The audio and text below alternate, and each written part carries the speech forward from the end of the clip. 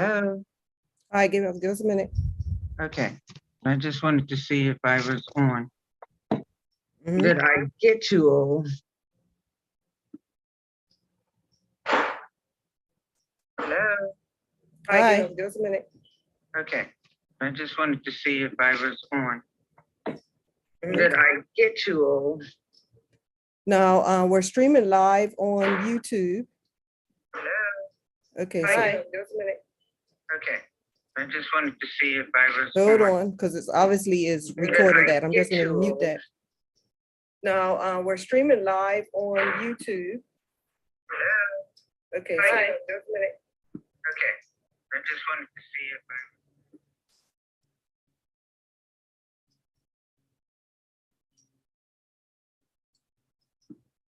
okay, so the YouTube has a slight delay, but I turned the volume down so it is not repeating into the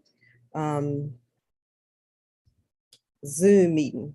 Okay, and the others should have their Zoom on, then they'll be able to hear it. That's awesome. Okay, so we're gonna start, okay? We have a good bit, I'm sure people will start coming in. And if my co-host could keep a close eye on that, if that's okay. Okay, so today I want to welcome my superstar friend, Dr. the Honorable D. Neletha Butterfield. M.B.E. JP is the owner, founder, and director of an alternative learning center and computer school called CARE, which stands for Children and Adults Reaching for Education. She founded the Learning Center and Computer School in November 1983. Honorable Butterfield understands the importance of a sound education. She has dedicated her life to educating as many Bermudians as possible. She is a computer education consultant, a former computer lecturer for the Government Community School, and a former lecturer at the Bermuda College in Computers, English, and Mathematics. She is the founder of the GED program in the correctional facilities and a former instructor of the GED Mathematics and Reading with the Bermuda Correctional Facilities Education Department. She has helped more than 750 young adults obtain high school diplomas and assisted over 4,000 young people in computer assisted instruction and training. She has also used her talents to help inmates at the prison farm, Casemates Prison, Co-ed Correctional Facility, and Westgate Correctional Facility, where 150 inmates received high school diplomas and over 300 received basic educational skills and computer training. She is the president of the Bermuda Business and Professional Women's Club, the co-founder of Prison Fellowship Bermuda, and a founding member of STAR, Supportive Therapy for AIDS Victims and Their Relatives. Past vice president of the Orchard Charities Club, a steward at St. Paul's AME Church. She was a former chairman of the Treatment of Offenders Board and the Historic Women Advisory Committee, and a former commissioner of the Board of Telecommunications. She also served as chairman on the Parliamentary Joint Select Committee for Education. As a former government member of Parliament for Pembroke West Central and a former senator, she brought to the Senate and Parliament her expertise, experience, and enthusiasm in assisting those in the community and her country, Bermuda. She sat in the House of Parliament as a government backbencher from November 1998 to October 2002. She was appointed for the first time in 1998 by the Premier, the Honorable Jennifer Smith de Humlin, if I'm saying it right, JPMP, to the Executive Board of Commonwealth Parliamentary Association of the Caribbean, the Americas, and Atlantic region as Bermuda's representative.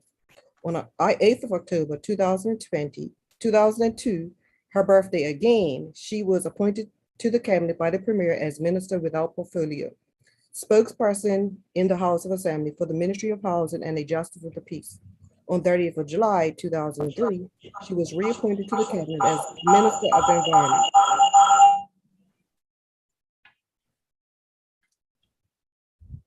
Go ahead, Minister of the Environment.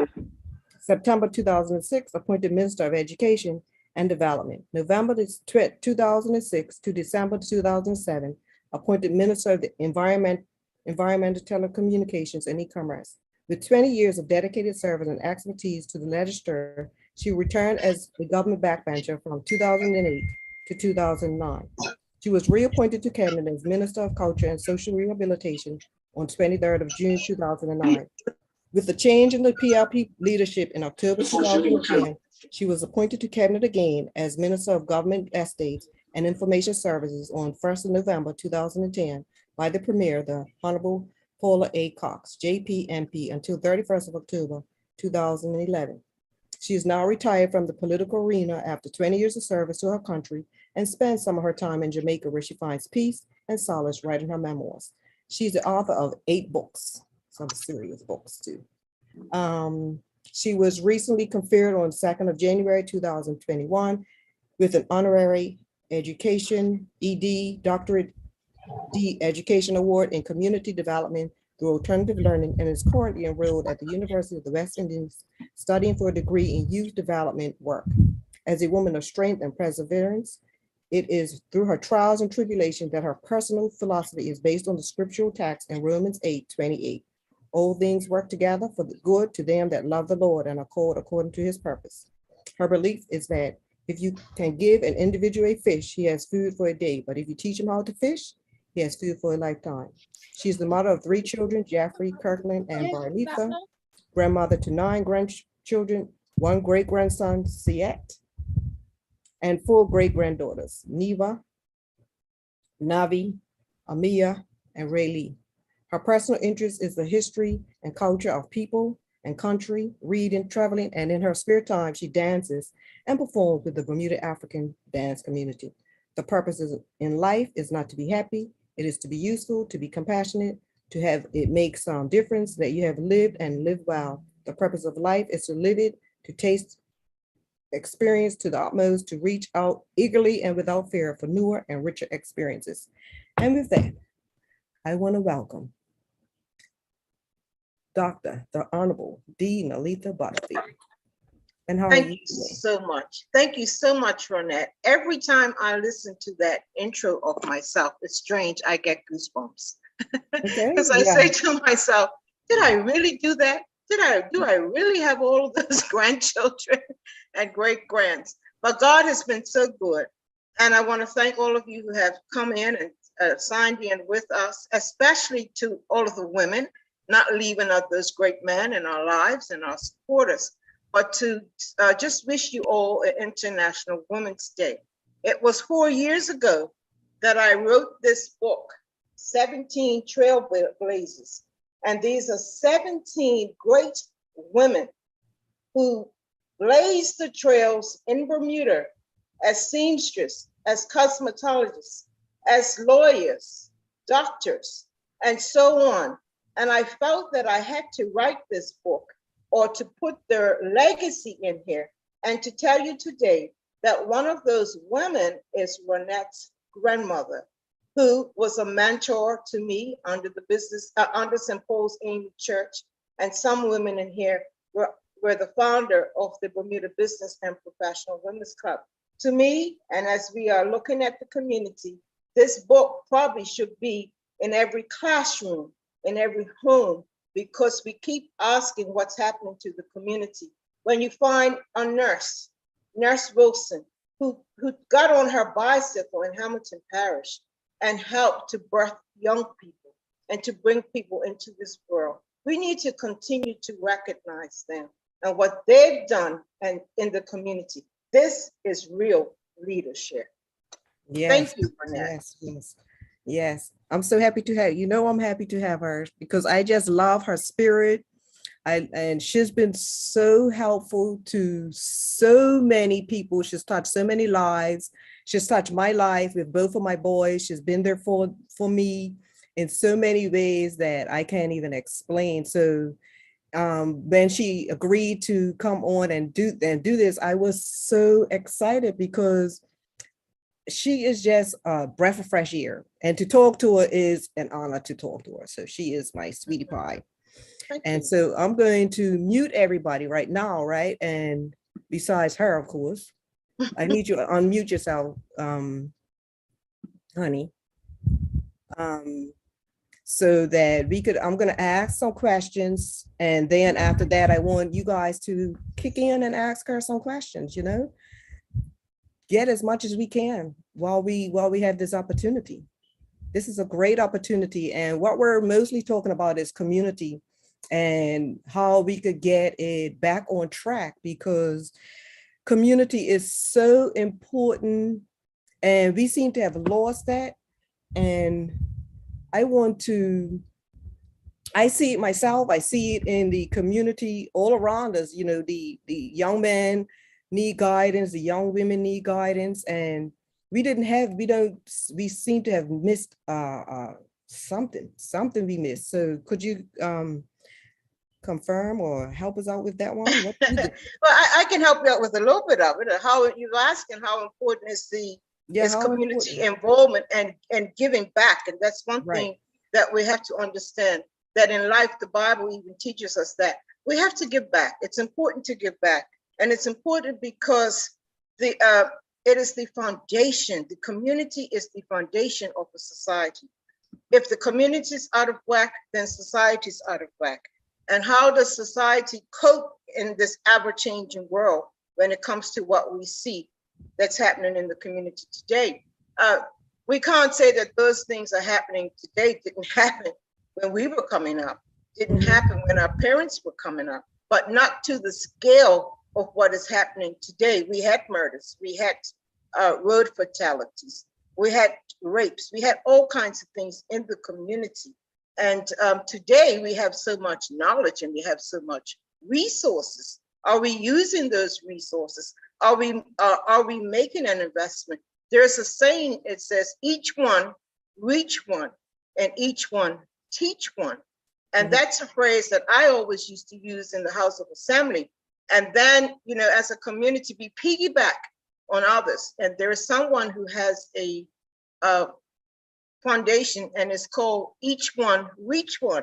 But this is what happens. That is an African proverb. And it says, each one reach one, each one teach one. And the key word in that proverb is to teach. Our parents and our grandparents taught us many things, like cooking. Today, you couldn't even tell a young person or a young girl, could you put a quarter teaspoon of cinnamon in the mixture? They don't, unless the spoon is saying 1/4 and you've got it and so forth. And when we get to a young man, you might say, well, can you just give me, measure this room for me? He wouldn't have a clue of an 1/8 and a 16th on a tape measure or anything. But when we were coming up, our parents taught us that. Our teachers taught us that about the ruler. And so you understood that. My father was one who did so much with us, even though my father was a drummer and he was with Hubert Smith in the Coral Islands. So, you know, the song Bermuda is Another World is very touching to me, and other songs that Hubert Smith, because I can hear my father in the background, somewhat like you with your grandfather. Yeah. Yes, Alec Davis. But they taught us things. My father used to take us out in the boats and things like that. He didn't throw us overboard and say swim. He taught us how to do the dog paddle. You understand, nowadays you get young people throw their children overboard and hope they don't drown, but you know, try to swim. But our parents taught us that, you know, paddle like a dog. That's where it got its name, dog paddle. Basic things for life survival. We had chores. You know that your chores was to dust the furniture, wash the clothes. The boys had the harder chores to go out there, rake the yard, cut the grass, and so forth. Do not try to ask a young person to do that today, because we have landscapers, we have people that we can call on to do those things. But it's still important in the foundation of society so that we learn how to do these things. You know, today you got the laundromat, now you got the vacuum cleaner. I can recall when I was the Minister of Environment and they were trying to find summer jobs for young men. And what we came up with was, well, why not get them to paint those red mailboxes or the pink and blue bus stops and sweep the streets? Oh my goodness. That weren't happening here. What a time we had. So we had to know, not just hire young people, but hire others to show them how to paint. Yeah, right. And how to sweep the streets. I thought it was unbelievable that a young person didn't know how to use a broom. And one thing here in Jamaica, 5 o'clock in the morning, that's what you hear. Swish, swish, swish, swish, because you can hear the brooms going because they've been taught early that that's your job. I mean, we've had aunts years ago that would be outside the yard and sweeping and cleaning. Oh no, not today. The trash would just pile. Nowadays, I don't even know if many, we've got, I mean, I have a top one now. I've never had to iron it. So no one's interested in ironing shirts and so forth. When we were bringing up our children, I had 3, so I had 15 shirts, right? So you had to teach them how to hold the collar, how to put the crease in the back, and all these things. And I can guarantee at some places this does not happen because I have grandchildren, so I'm able to observe, and I can say, "But where are you going in that wrinkled shirt?" Well, take it easy now. Nobody irons today. So that's the foundation. And so that's what happens when we don't do these things. Young people don't know. And truly, they really, some, I don't want to put them all because some are doing fantastic.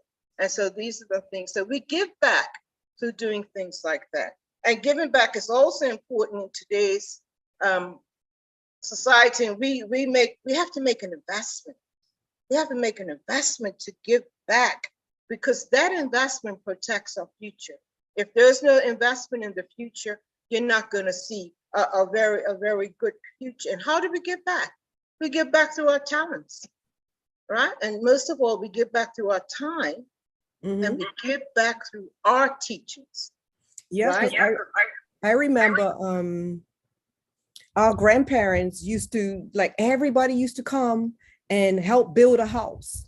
You know what I mean? And then you teach the younger ones how to help build a house, how to be a plumber, how to, so now they got to go to school to learn all those things, right? Yeah. And I remember when TV just came out, my dad was working at ZFB at the time, right? And so he put a TV up and everybody came to watch this TV. So it was like the community was, and you didn't even see children playing outside anymore. Yeah, I remember we had the first color TV in Pembroke Park. And everybody was sitting there and watching that TV, and nobody did mind. Your parents knew where you were.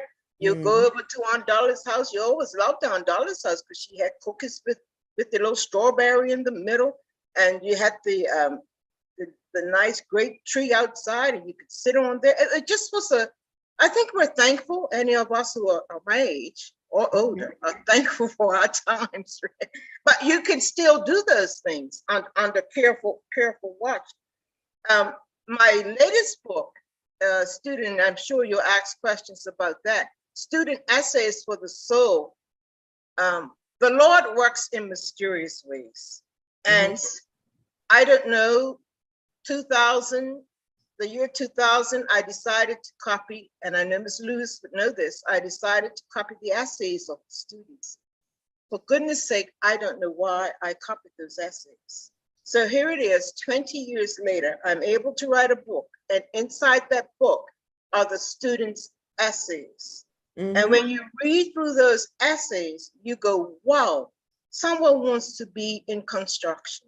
Someone wants to be an electrician. Someone wants to be a plumber, a truck driver, a lawyer, a chef, culinary arts. Someone wants to be a nurse. Someone wants to be an X-ray technician. And as you go through there and you go and research and you say, well, where are they now? Many of them have accomplished what they said, what the goals were and what they set out to do. So I'm very thankful for that. Yeah, that is true. It takes a true mentor that's taken a keen interest in individuals for them to have that desire to be somebody else besides the norm, you know, and not follow what everybody's saying, because you get a lot of times you get a lot of negativity, but if you could overcome that, that is one of the key things. One of the key things I found out while reading those essays, I tried my best to leave them exactly as they were, but the editors will not accept bad grammar or bad English, so you had to improve on it in some way. But it's when I got to 2010, and if there's any educators that are listening, when I got to the year 2010, I found the writings where I want to do the actor. What was it? They wanted to be lawyers, they wanted to be doctors, they wanted to do insurance work, actuary. And then I stopped and I thought, why would they want to be these things unless they had some direction? And if you can recall career days at the senior secondary schools, this is what happened. And this is only my opinion on it. And I would challenge anyone to correct me because I've dealt with students. um, why would you go to the schools, take all of that information, but didn't tell them that you needed credits or you needed to pass your math or your English or you needed Right.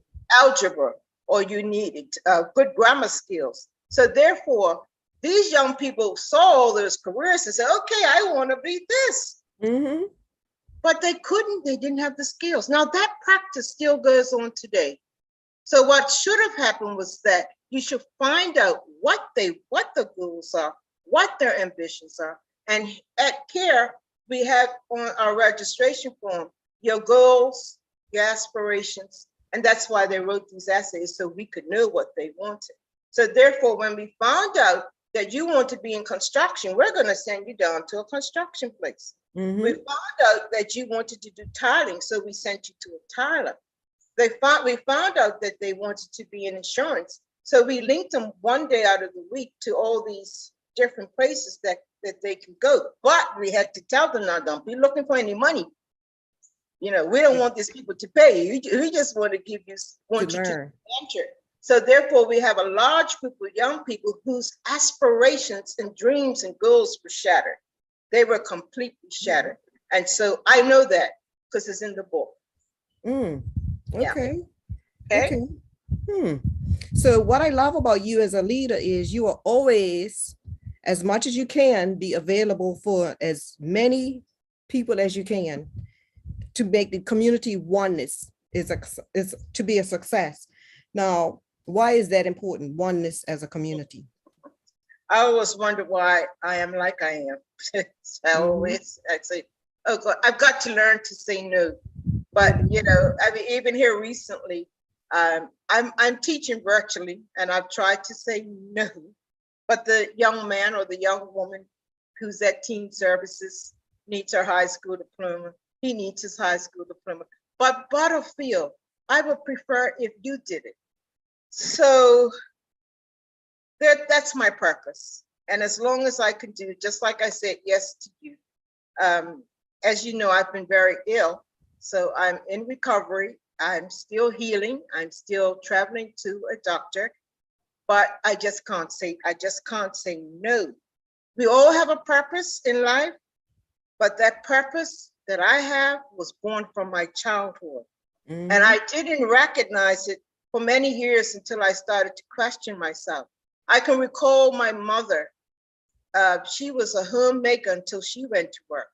And every summer, my mother would have the children in the neighborhood come to the house for summer camp. And I'm saying, oh my God, I have summer camp. And I forgot all about my mother doing those things when I was 3, 4, 5 years old. So I've got that from her. I'm also a product of OTW. So I don't know if anyone knows what OTW stands for. And it stands for the Out of the Window Club. That Out of the Window Club became the Pembroke Community Club. And at the time they were building the Pembroke Community Club, the founders were my uncles, my godfather, that's the Butterfields, the Davises, you would know, and also the Dillis family. I mean, I call all the names, but those were the men of the village that went and built Pembroke Community Club. I couldn't understand, as young as I was, what was going on. And I saw my uncle always leaving the house, and his car was so low, touching the ground. And I thought it was some type of style. You know how they have these cars, you want your car low. What was weighing down that car? Cement blocks to build the Pembroke Community Club. I didn't have no trucks with big cement, blocks going out there. And he did that. And if you're from Bermuda and you can just view the club, can you imagine how many trips he must have taken to go there? So I became a member of the Pembroke Community Club. And what happened in that club, or what happened in the yard, the OTW club was in the yard of Pembroke Park, which is just a stone's throw from my house.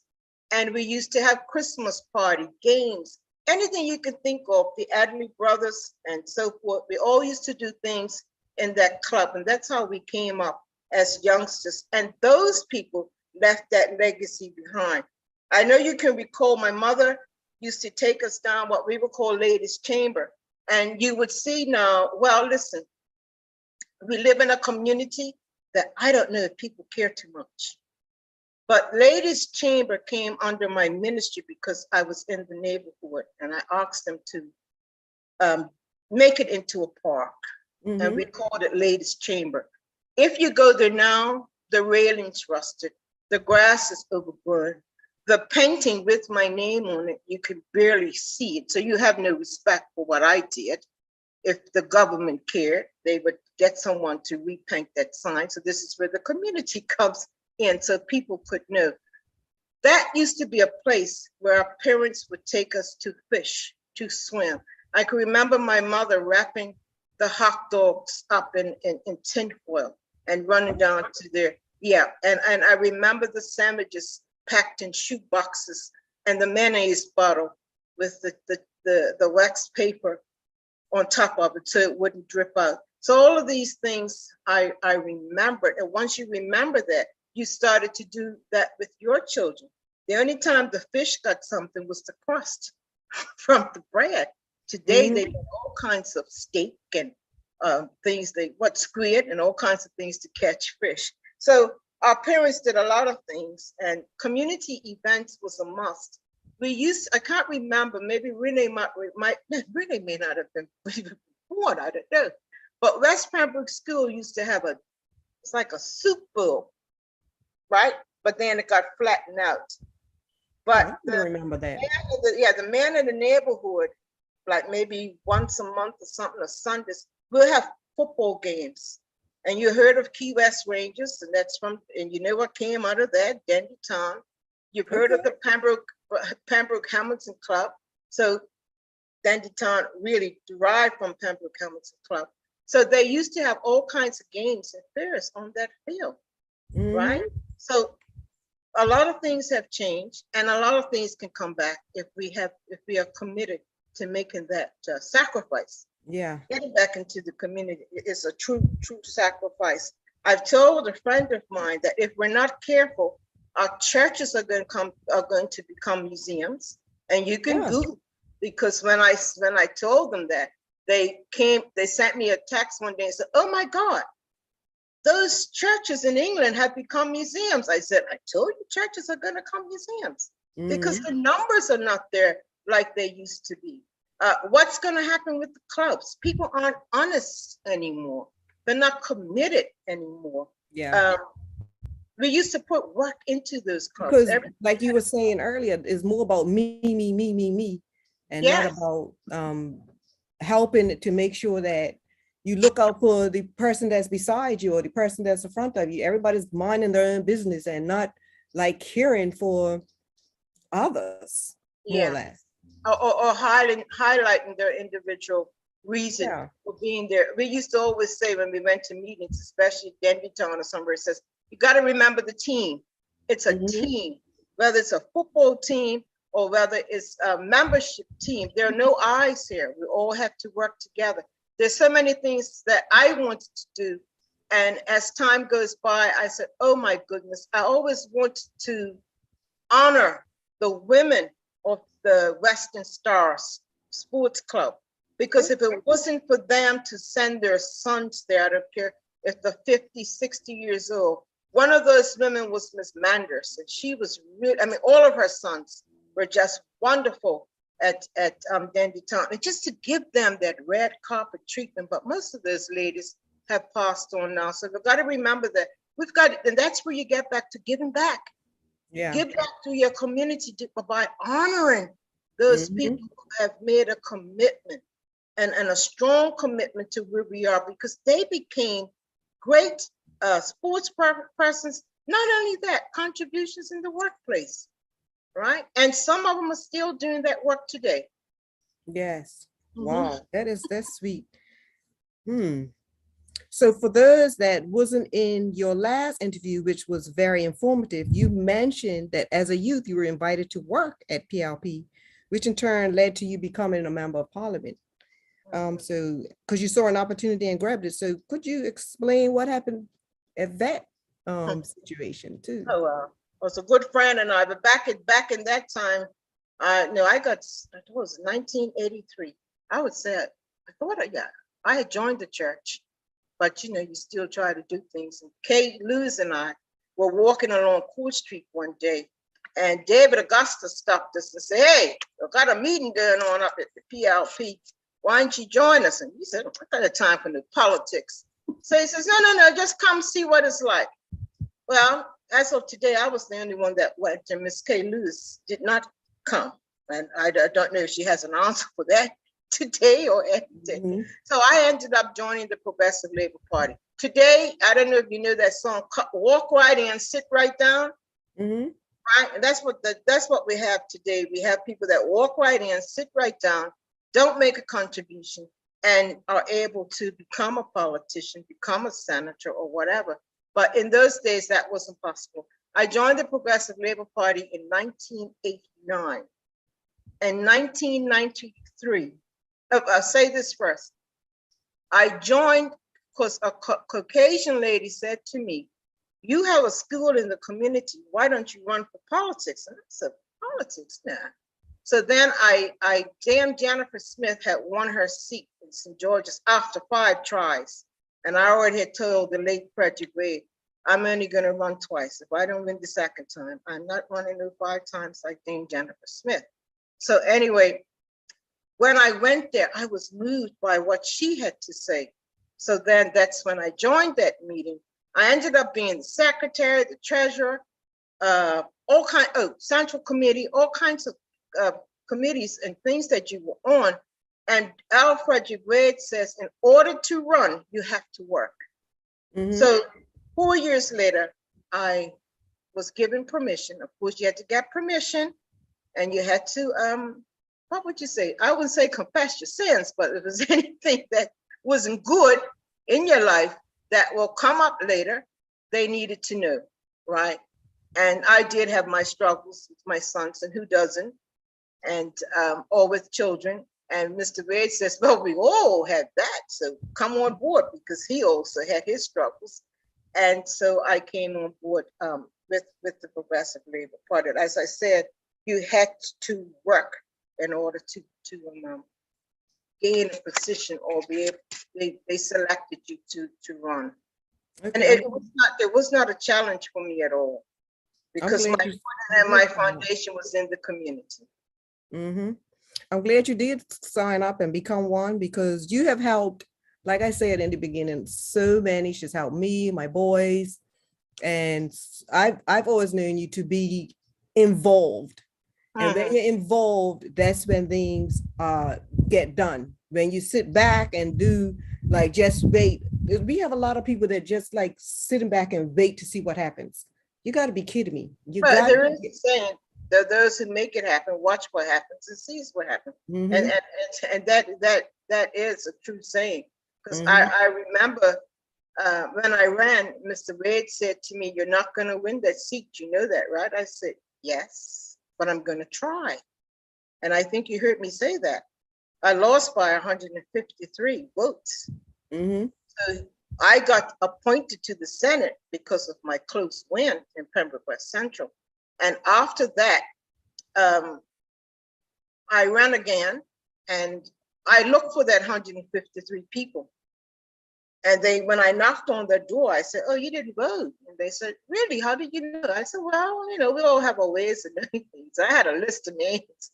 So I crossed off the names who I saw people coming in. So you're left with over 100 and something names. So we canvassed those people in 1998, and I think Renee will remember that. And my brother used to say, "You sure you got this?" And I would say, "Yes, I was very sure," because you know why? Those young people, 18 years and over, now that were 5 years old when they came to my school in Pembroke West, all were there to vote for me. So when they came out, their parents didn't come out to vote, but when the parents saw them coming, they came as well. Oh, awesome. That is sweet. That's really good. Okay. So you are also the president and founding member of Business and Professional Women's Club. I am not the founding member. Okay. I am the president, the founding member, is right here in the middle of this book.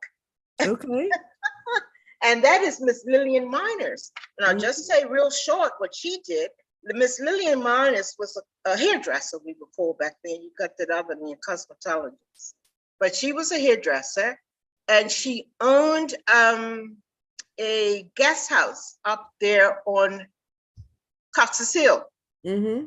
And that guest house was for Black entertainers who came to Bermuda but couldn't go into the hotels. Mm-hmm. And she went to America and she met up with the National Association of Negro Business and Professional Women's Club, went to one of the conferences, came back to Bermuda, and she founded the Business and Professional Women's Club.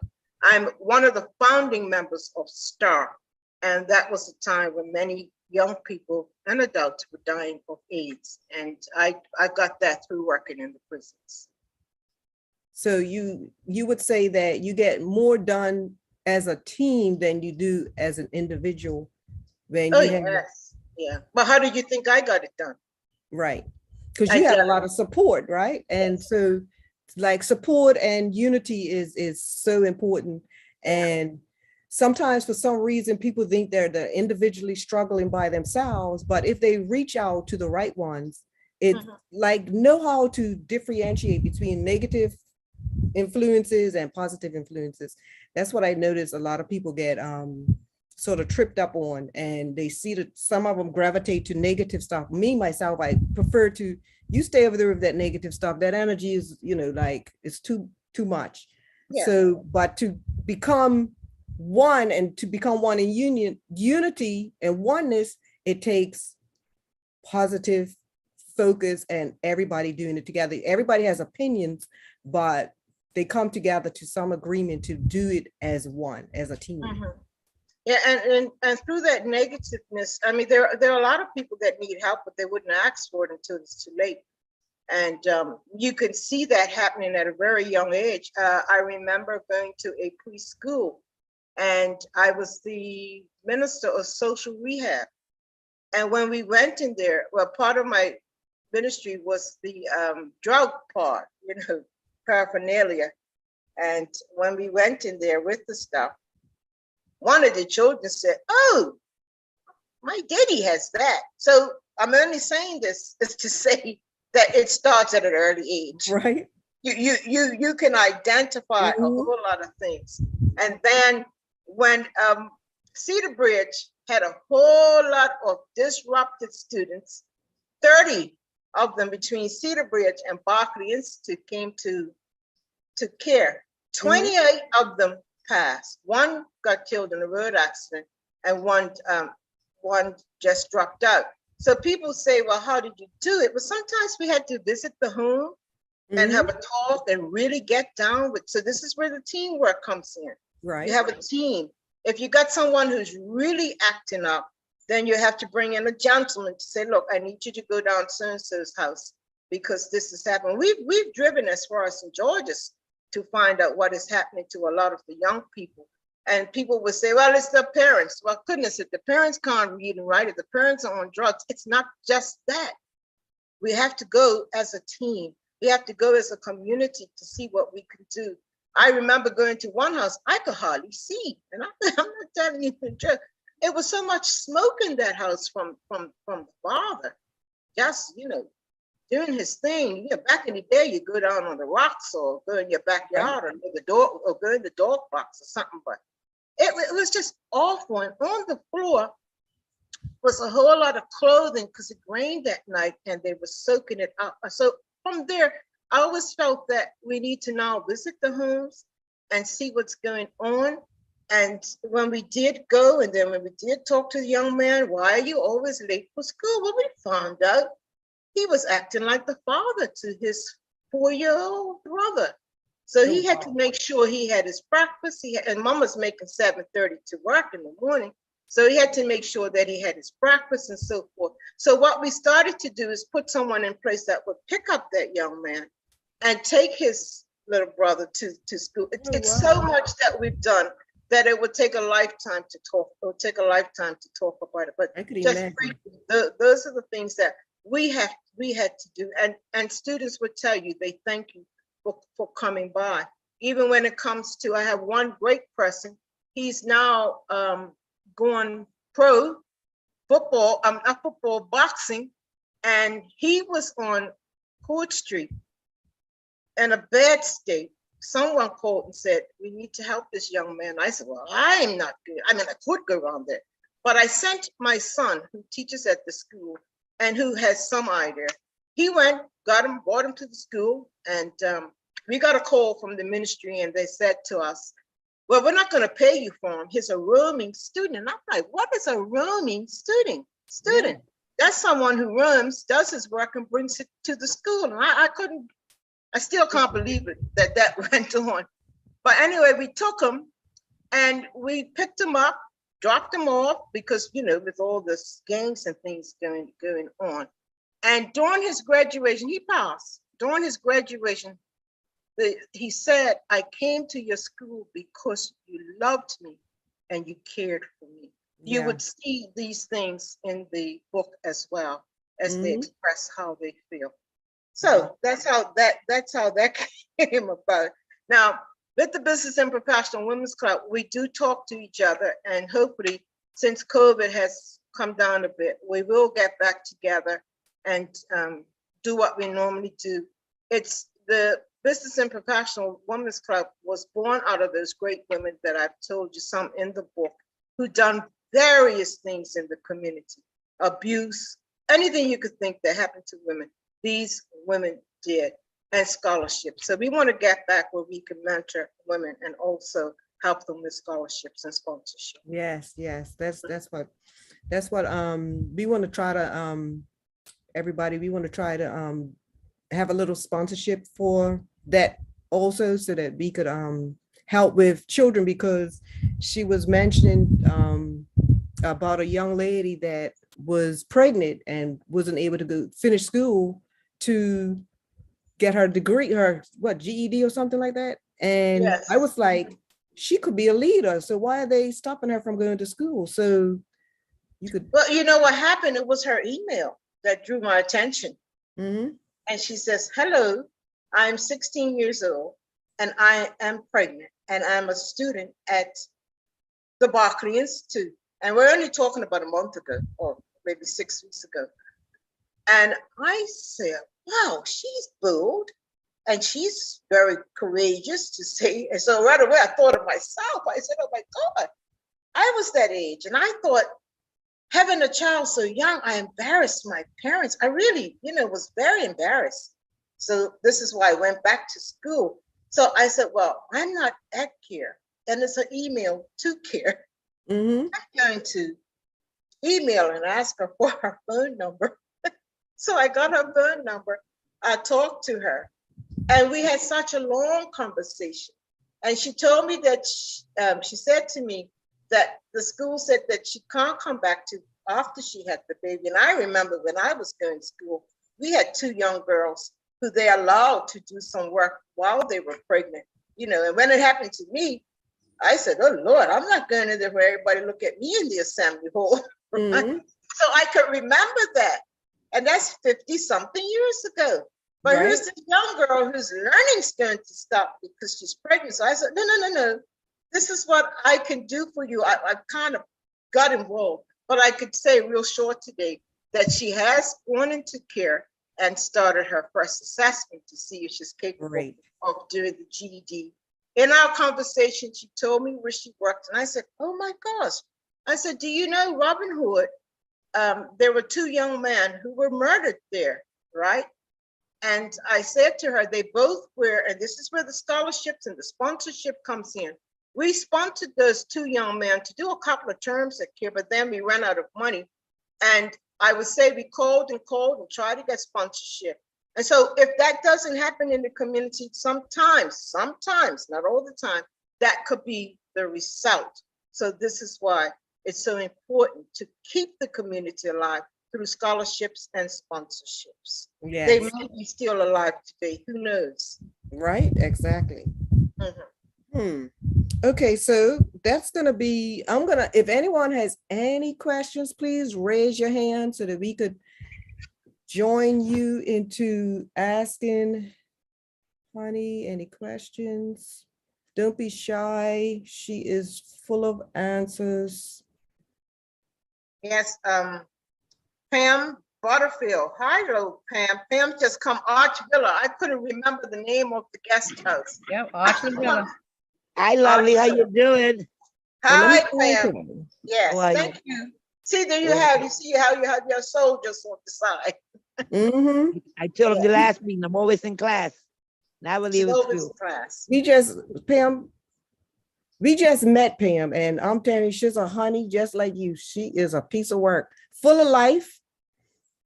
Right, right, Pam, Miss Pam? She's quiet.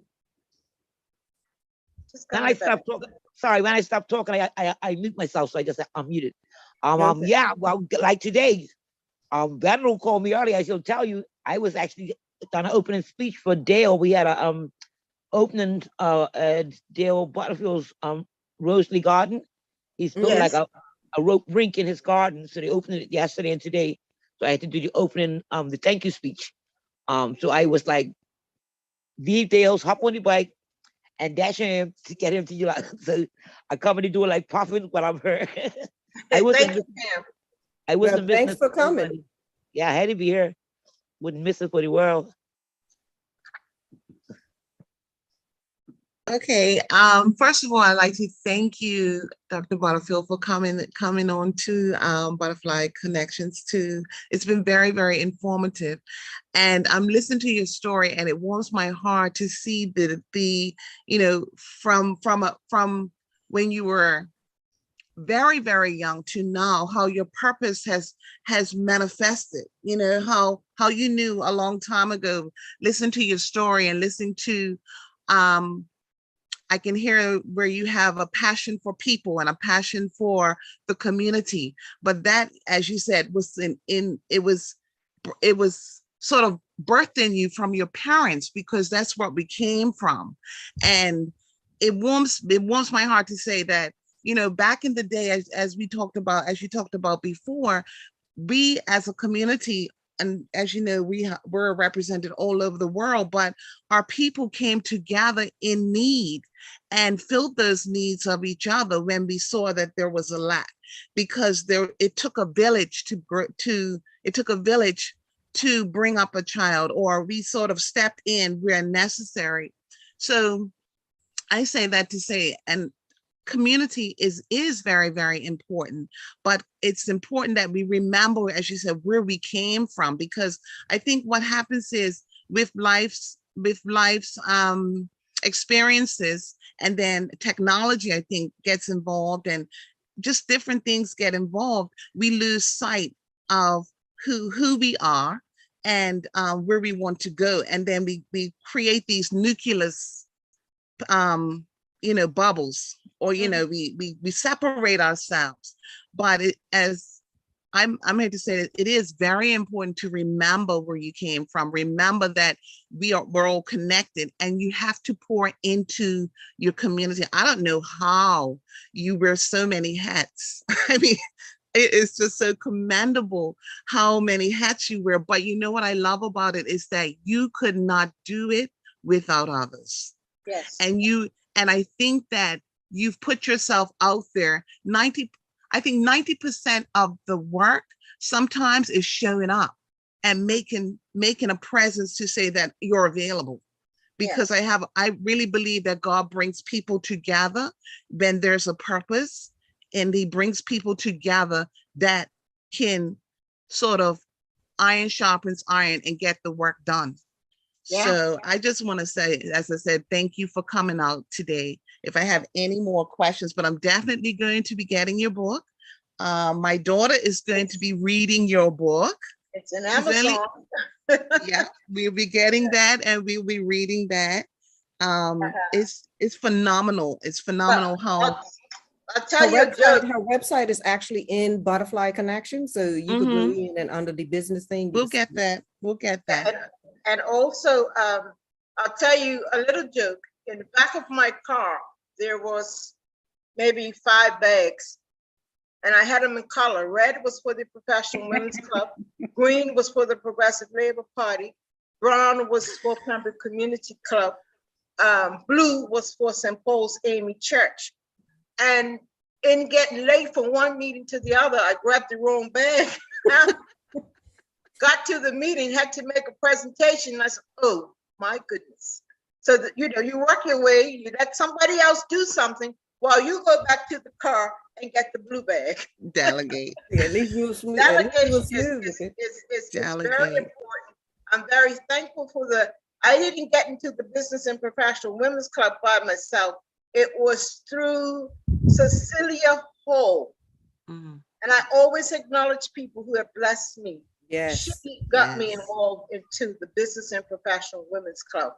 And from there on, they saw something in me. I've been the president since they made me the president. And we really seriously have to bring that back and to find Yes. women to come on. And if there's someone who wants to be president, I would show them the ropes. Everything's written down. I have organized, even if I wanted to close my school today, all you have to do is come into the Yes. box and take the stuff. And that had to be done because of my nearness of death. Just a year ago, I will be celebrating my purpose. And as someone said, and I'm not ashamed to say it, I was near death with Mhm. COVID-19. That You want is to my tell us about that? that is That my experience? that was my journey. And it took me a whole year to talk about my journey. Mm. People always said, never get sick in a third world country. I met a nice young lady from England. She just stays up the hill here from me. And she just made herself known to me because here at the pool every Friday, you go meet people. Most people are Jamaicans and from the diaspora, Canada, the US, and of course now Bermuda. And she was from the UK and she retired as a social worker here. And 2 years ago, she said to me, oh, Neletha, I've got to go back to England. And I said, well, why are you going back there? She says, I don't feel well and I don't trust the nurses and the doctors. So I said, you sure? She says, no, I can't do it. Well, she never returned. She died of COVID just because of her fear of the hospitals here. But what happens to me the next year? I catch COVID and I'm going to make it short because I know we don't have much time. The last interview lasted two hours because we were talking about it. I remember when it happened, people were calling and asking me to have an interview, but everything happens in God's time. And now I'm able to talk about it because I was in shock. One time in my life, I saw death and I pulled the oxygen out of my nose and I asked the Lord that just let me go. And all of a sudden a nurse sang out and said, Butterfield. And I'm like, what's her problem? She says, put it back in. So I put it back in and then I remembered my daughter was arriving and I said, why would you want your daughter to carry you back in a box? Mm. But there were angels around me and the angels were nurses. One nurse, I said, you look like you're scared of me. She says, no. But there were two beautiful nurses to which we are great friends today. Isn't that amazing? Yeah. That said, there's something special about you that we need to hold you up in prayer. They didn't know what it was or who I was, but they said it was something special. They took very good care of me. Remember now, it's not Bermuda, so whatever you needed, I stayed in the hospital for 4 weeks, three weeks in ICU. No sheets. Luckily, I grabbed a blanket. I was moved 4 times. First time I was thrown on a piece of wood. God knows what that was all about. I've lost track on some things because someone has to tell me about it. And then they put me in a big room, looked like it was a room for something, but they were just using it. And finally I got into a ward, breathing hard. And a girl walked in, a nurse walked in, she says, oh my gosh, my spirits just told me I must pray. I must pray. Can I? I said, of course you can pray. And I'm breathing out, because I needed that prayer. But on the side of me was another woman. She was coughing her life away. And the next day she said to me, Butterfield, look. And all you could see was the bodies of those who had died, wrapped up in white sheets, leaving, because you could see from the window. And so I started to minister and said to her, God, love, understand that they've gone home to their ancestors. And we have to now pray and fight for our own lives because they're running out of oxygen. Mm. And I'm saying, oh my gosh, I just told myself I'm going to try to live, but there's no oxygen. And a young man came in and I went, no problem, mommy. They call you mommy. And he says, we take care of you when the oxygen went low. And if you've ever seen an oxygen tank, these were rusty. They were rusty. And I'm saying, oh my God, now I've got a 53-year-old son and I've never seen a hospital in that condition where you're still winding them to lift the bed up and no screens, mosquitoes, flies, no TV, no fan, hot everything. Food wasn't good. It was stale, but I had to survive. So I survived off porridge most of the time. And then when they ran out of porridge, was one person who must have known Miss Butterfield just wants porridge. And she'll sneak back and bring me that porridge. Mm-hmm. It's just so amazing. So towards the end, I was getting better and I had to go to Ocheria's 15 minutes away. They threw me in an ambulance that looked like a meat truck to me. I'm sorry to say it that way. And that's when I cried out to the Lord with my hands up in my hand. I said, I don't know why you're putting me through this, but I'm going to accept it anyway. I'm going to accept it. And that nurse who shouldn't have been there was there.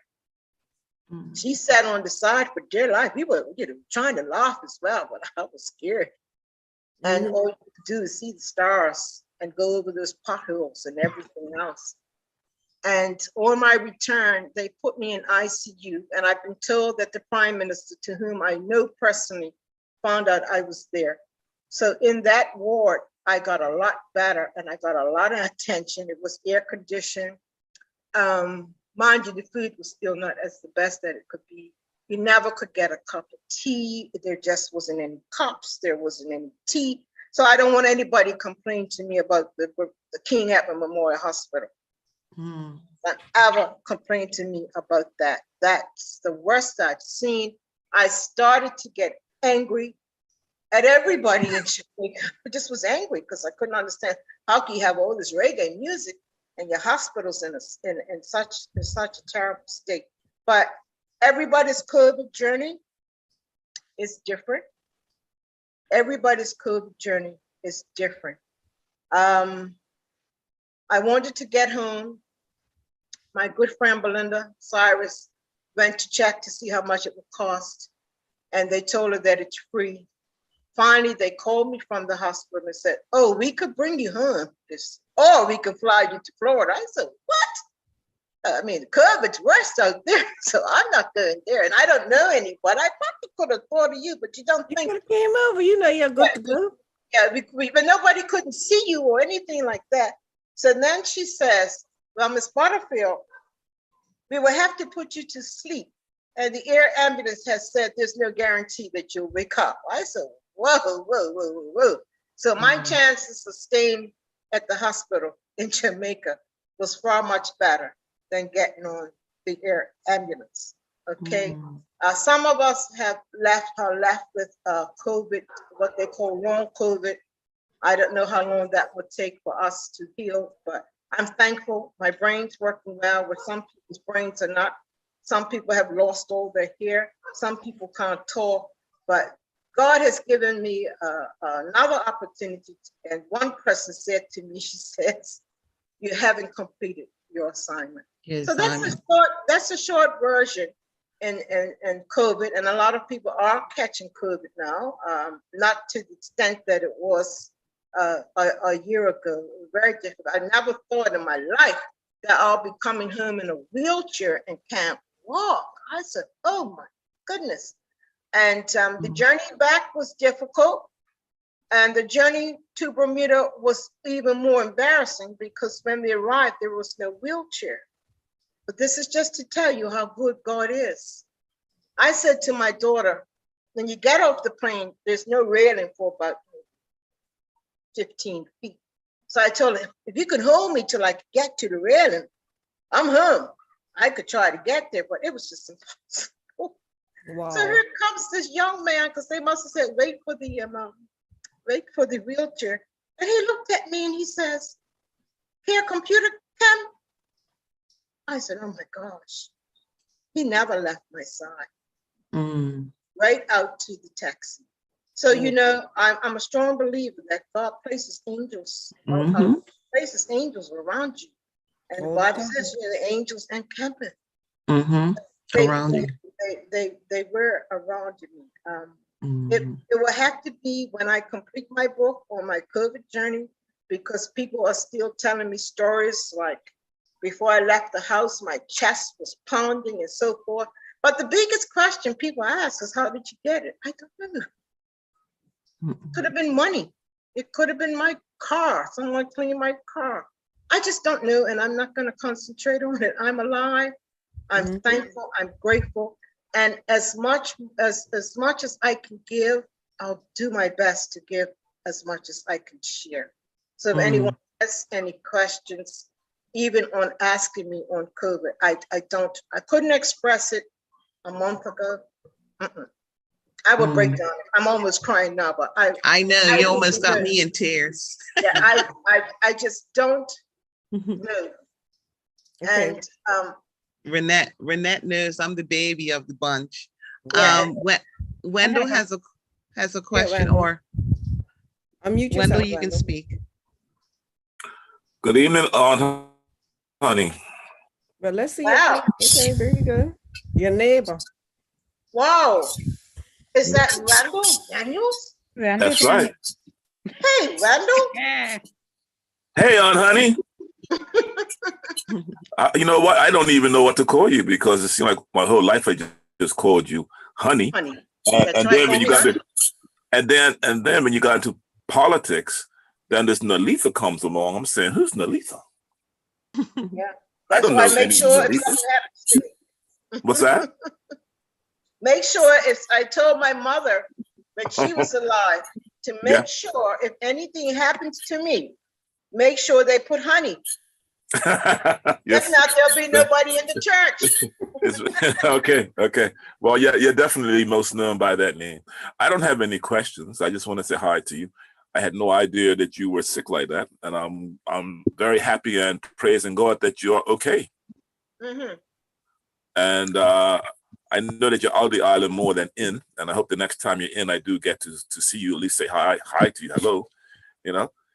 But I'm on my way back, and in 2 months I'm coming back, because I promised some young people who passed in 2021 that I will give them a graduation. Okay, and I know you will do it. Yes, I'm going to do it. Yes. Okay, so let me ask you this: how are you feeling now?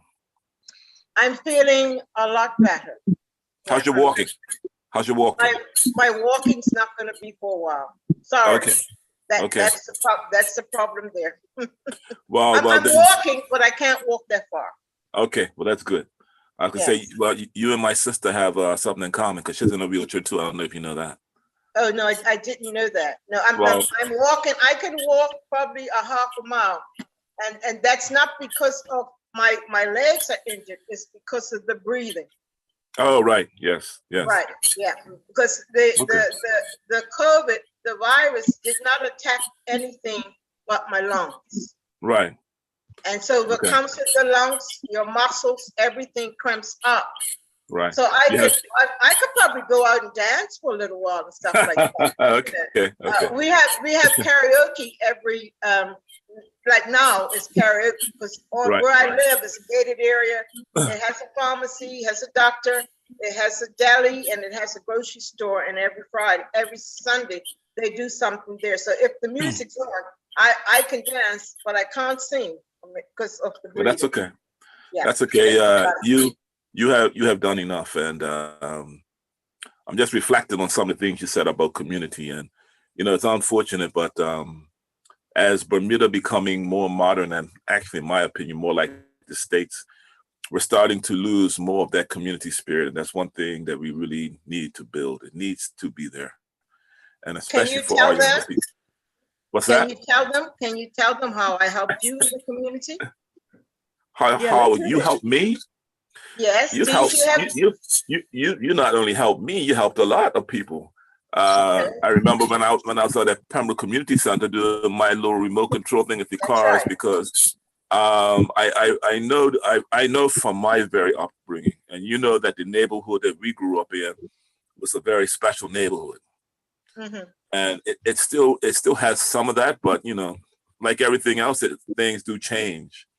But what I was doing was basically trying to pull the men in our community to do stuff with the younger men, and I stopped that. But I'm planning on still doing something in the future, because I know that's 100% necessary from when I was growing up. I still have the newspaper clipping. Okay. But your contribution to our community here is something that a price could not even be put on it. Yeah, that's true. You need so many more people in our communities doing stuff in our community. Yeah. And I'm just gonna comment on something that you said earlier, and I do say sometimes, because somebody else told me, we gotta really get away from this I and me mentality and go back to the we and us. Yeah. Because I know that my people that I came from, we were in tribes. And we were in tribes for the very fact that when you're in a tribe, people can work together, and that's what it's all about. This I and me is going to get us, people that look like you and me, nowhere. Nowhere. No success. And it's got to be the we and us. But anyway, I'm going to let somebody else say something. I'm on here, and I of course, I couldn't let you go off without saying hi to you at least. Oh my! And I'm going to look for you when you come home. Okay. Yeah. Thank you. And I wish you all the best, and I hope that maybe by the time you get back, your breathing will be better. I know the one thing that COVID does do, it causes a lot of inflammation in your lungs. And I can only hope that that's going to get better for you. Yes. Yeah. We gotta. Okay. We're gonna take care, and it's good seeing you. Okay. It's good seeing you, my sister. And thank you so good seeing you. Yeah, thank you so much, Randall. You bring back memories. and beautiful memories at that. Okay. It's so glad for me to see you. And as you were telling your story about what you went through, it kind of really touched my heart. But one thing I know about you, you're an extra strong woman. I know that. Yeah. Yeah. Take care. And in order to be successful, you have to have strength. I'm getting goosebumps with Randall, because Randall is in my constituency. It's just at the top of the hill. And this is one thing I want to share, that a lot of people thought that I retired from politics. I did not retire, but I am retired. And what had happened was that back in the day, the United Bermuda Party used to have primaries where they wipe out their own people in order to run. And all of a sudden, under Dr. Hubert, he decided to tell us about primaries, and we did have one. And in that primary, myself, Asheville Durant, Wayne Parentship, and Mr. Lowe lost our seats to our very own. That was devastating. And the reason why I say it was devastating is because you don't build yourself in a community for your own. We were supposed to be building bridges so we can move in the same together, but we build walls where we block each other. Yeah. And at that time, David Burt, who is now our premier, challenged me, because him and 3 others all wanted the seats that were comfortable seats that people could win easily, but we made them comfortable so that you could win. But when people come up against you in Jamaica, they say, no man, we take a machete. Take a machete and chase you. That's what Jamaicans will say. But they never go up against the, they have a lot of respect. And no matter how poor or whatever they are, they still respect those in authority. So after 3 tries, I lost my seat to David Burke, and that's how it happened. Now, I don't have any hatred or anything, but I'm bold enough to say that it was one of the most disappointing days in my life because I was so committed. I was so committed to the ministries that I served in, and I was committed to going to the house of assembly on a Friday. When that changes in your life and you wake up the next Friday and you say, oh heck, where am I supposed to be? So you have to adjust, and you have to adjust quickly because you've done so much for so long, you can't do it the same way again. So I went back to the school, put my soul into it. And that year we had about 26 graduates because I put my soul into it. Not to say I was drowning myself, but we've got to stop. Now, even if it's in a business, we keep blocking people. We keep building these walls instead of building that bridge from Florida to Bermuda, from Florida to Jamaica, from Florida to Cuba. So right down to diaspora, from Florida to Ghana. But we keep blocking each other. Even if you have a business, I remember at CARE, people used to try to come to me, they worked for me, and they went to start a business. People used to say, you're not worried. I said, no, because they're not going to be successful. You have to stop trying to cut off the other person's foot. Yep. Bermuda is too small for everybody to have the same business. So what did I do that was different? Had to do more computer studies, or close the doors. If you want to have a camp, everybody's having the same camp. You can have a camp with 100 children, but you end up with 20 because 5 other people are doing it. We've got to learn that we've got to work as a team and bring us all together so we could all do well together. You're not going to be successful if you're trying to build up these walls. Yep. So true. Thank you so much for sharing that part. That's important. Thank you, Very Randall. Okay, good night. Anybody else? Can I just ask a quick question? Sure. Honorable Butterfield. Mhm. I'm sorry, Dr. Honorable Butterfield. Mm. In your introduction, they mentioned a lot about you being on the treatment of offenders board. I know if you've worked in the prison, as I work with you. And I know if you've seen our young people in different stages of their lives. Do you have any advice that you can give us as to how we can help them and help our community to get rid of this territorial gang stuff and just come together and help each other? Yeah. Well, when I was the Minister of Education for 8 short weeks, wonderful time. A lot to do.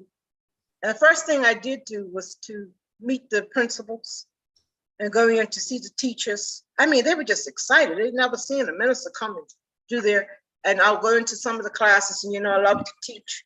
So I did some teaching as well. I went to Cedar Bridge because you put the treatment of offenders board in there as well. I went to Cedar Bridge, and when I arrived, they were out in the courtyard, and a big fight broke up. But I could see that St. George's was over this side, Sands was over there. They were all in different corners, and a fight broke out. So they rushed me off the premises and into the office. I had to say to the principal, "Listen, I'm not used to stuff like that. I need to see who did it."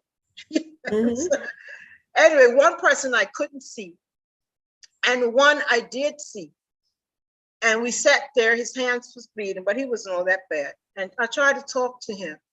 And when he told me his name, I said, who would name you that? He said, my daddy. I said, well, I taught your daddy. And his daddy's letter he gave me is in one of my books, all right? So I made sure that he got the counseling that he needed. So therefore, we were able to identify. But did he get the counseling? No. When you are in fights at the schools, it's, and I don't know if someone could correct me, but as far as I know, it's automatic expulsion. You have to go. Nobody wants to sit down, figure out what happened. How can we start all over again? Recently, people were seeing films of young people fighting. So do you expel all of those? That's going to be critical. But what the advice I would give, as soon as you see something at preschool age, that is the time to do something. And that is the time to work with the parents, because you wait until the 15, 16, 17, 18 and say, oh, Miss Butterfield can happen. I believe in miracles. Tell me, I believe, I've seen them happen. I'm a miracle myself, right? But that's some of the advice I would give. Now, while I'm sitting on the treatment of offenders board, I go down the list of who we need to see to come see us, and here's their young man's name. And I said, oh my God, didn't I tell him about his daddy? And this is daddy I taught in prison, you know. And so I said to the meeting, I said, we can't have this meeting today. They said, what happened? I said, we're going downstairs, and this is at the COEF facility, and we're gonna meet this young man down there, not up here. You know, we want to see what's going on and look at the cells and so forth. There were some things that could have been done better, you know, but everything's, you know, not what we want. And I said to him, do you remember me? He says, yes, Ms. Butterfield. I said, didn't I tell you not to find yourself in this place? All right. So if the help is not given, even from that aspect, we're in trouble. And we continue to be in trouble. And no one wants to come and ask the elders what to do, but the best thing to do, start early, put in the resources, because he has no skills. That's another thing. So many young people don't have any skills. So they try another skill, right? Now that young man is serving life in prison. Oh, Lord. And I still, when I go back home, I go back to the prison to do some volunteer work. And when I walked in one day, one person said, y'all come to see him? I'm like, I wanted to say, do you know the mission of the prisons? And that's to better the betterment of society and to better people's lives. So I said, no, Neletha, don't say nothing, because I could say this about you, that about you. So I just let it go. But I need to get that off my chest when I return to Bermuda. I know his face, I know his name now, and I'm going to approach it about it. And when I went in there to teach this young man, that same young man came out and he says, Ms. Butterfield, I'm sorry I didn't pay attention. Another one came and he says, Ms. Butterfield, you remember me? I'm so-and-so's son. I said, how could I forget you? Because had you come to get some help, you won't be in here for murder as well. And he was the youngest person at 16 years old to go to prison for murder. So you still see these young men, and it could have been avoided through resources, right? We traveled, our ancestors traveled across this Atlantis. When I say the Atlantis, I'm talking about the Caribbean and everywhere. And the seas were treacherous. And they were in a ship, right? And we do studies, we do workshops, and you always want to have the 7 points of leadership and things like that. So I use that word ship, meaning that we all must be on board, not as slaves, but just understand the word ship. And so when I think of ship, I think of mentorship. You want to make a note. When I think of ship, I think of partnership.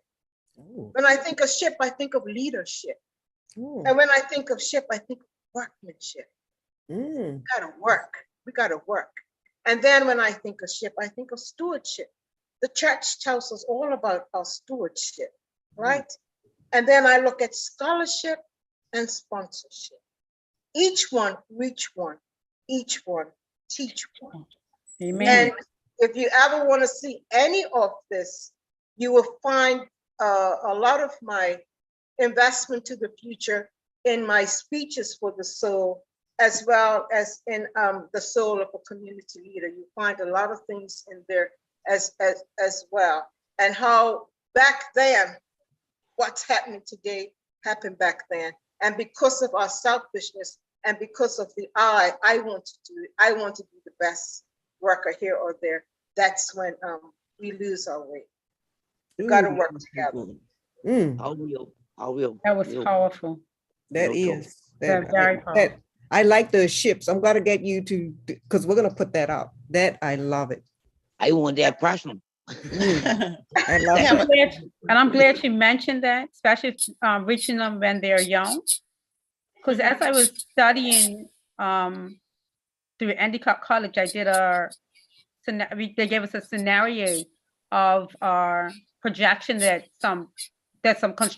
the town of a town in a city in Maryland, I can't remember where it was, but they projected how big they're gonna build their prison after they did the assessment on the children at 5 years old. Mm. And I thought that was very powerful. Mm. Early intervention is I very, will- very important. Early Yeah. intervention is very, very important. And I think that we have to also remember, like, to get involved. Get involved. Don't be afraid to get involved. You know, I know when children are in preschool or primary school, and I've even had to experience where we've had to have a meeting with. I wanted to have a meeting with the parents, the counselor, the principal, everyone at that time, so we can nip things in the butt. Because when children are addressing things at that age, stress is stress. We think that because we're adults, our stress is worse, but children, they come up against stress also. We don't know how their emotions are being addressed or attacked, and we don't know how their self-esteem is being, chipped away at. So yeah, it's definitely important to let our children know who they are and who they belong to from birth, so that they know where they come from, and give them that foundation. Because if you don't know where you come from, then you're going to be looking for something else to fill that gap, Can I make a comment? and it takes a village. I think Can I make a comment? Antoinette, Yes. Hi. say too. It's Randall. Oh, Antoinette, okay. Hi, Yeah, Minister Butterfield. What you're saying about the prison is like so powerful. When I used to teach at the prison, I definitely remember, like, I got a threat and everything against me, and I said I wasn't coming back. That's right. And the prison officer called me up and he listened to me. He goes, "You have to come back." I'm like, "Why?" He says, "Because everybody in your class loves your class because you treat them like the humans. You don't treat them like the prisoners. You treat them like, you lots got to learn something. This is what we're going to do." And I now forgot one thing a prison officer said to me, and unfortunately, so many prison officers don't feel that way. But one thing he said, they have already been punished. Their freedom's been taken from them. It's not about once they're here to keep treating them like criminals.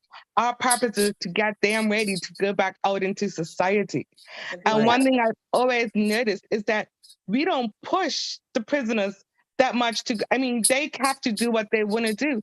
But that to the point where they have an attitude like, I ain't got to do no classes. I ain't got to learn nothing. It don't matter if you ordered me to do classes or not.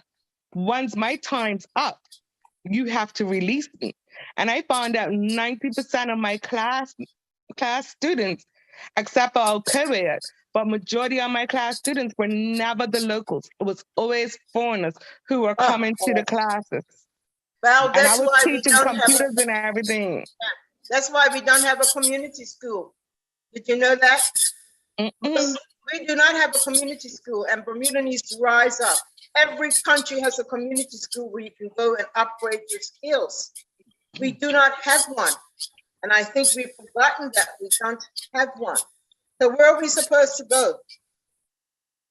So you're quite right on that.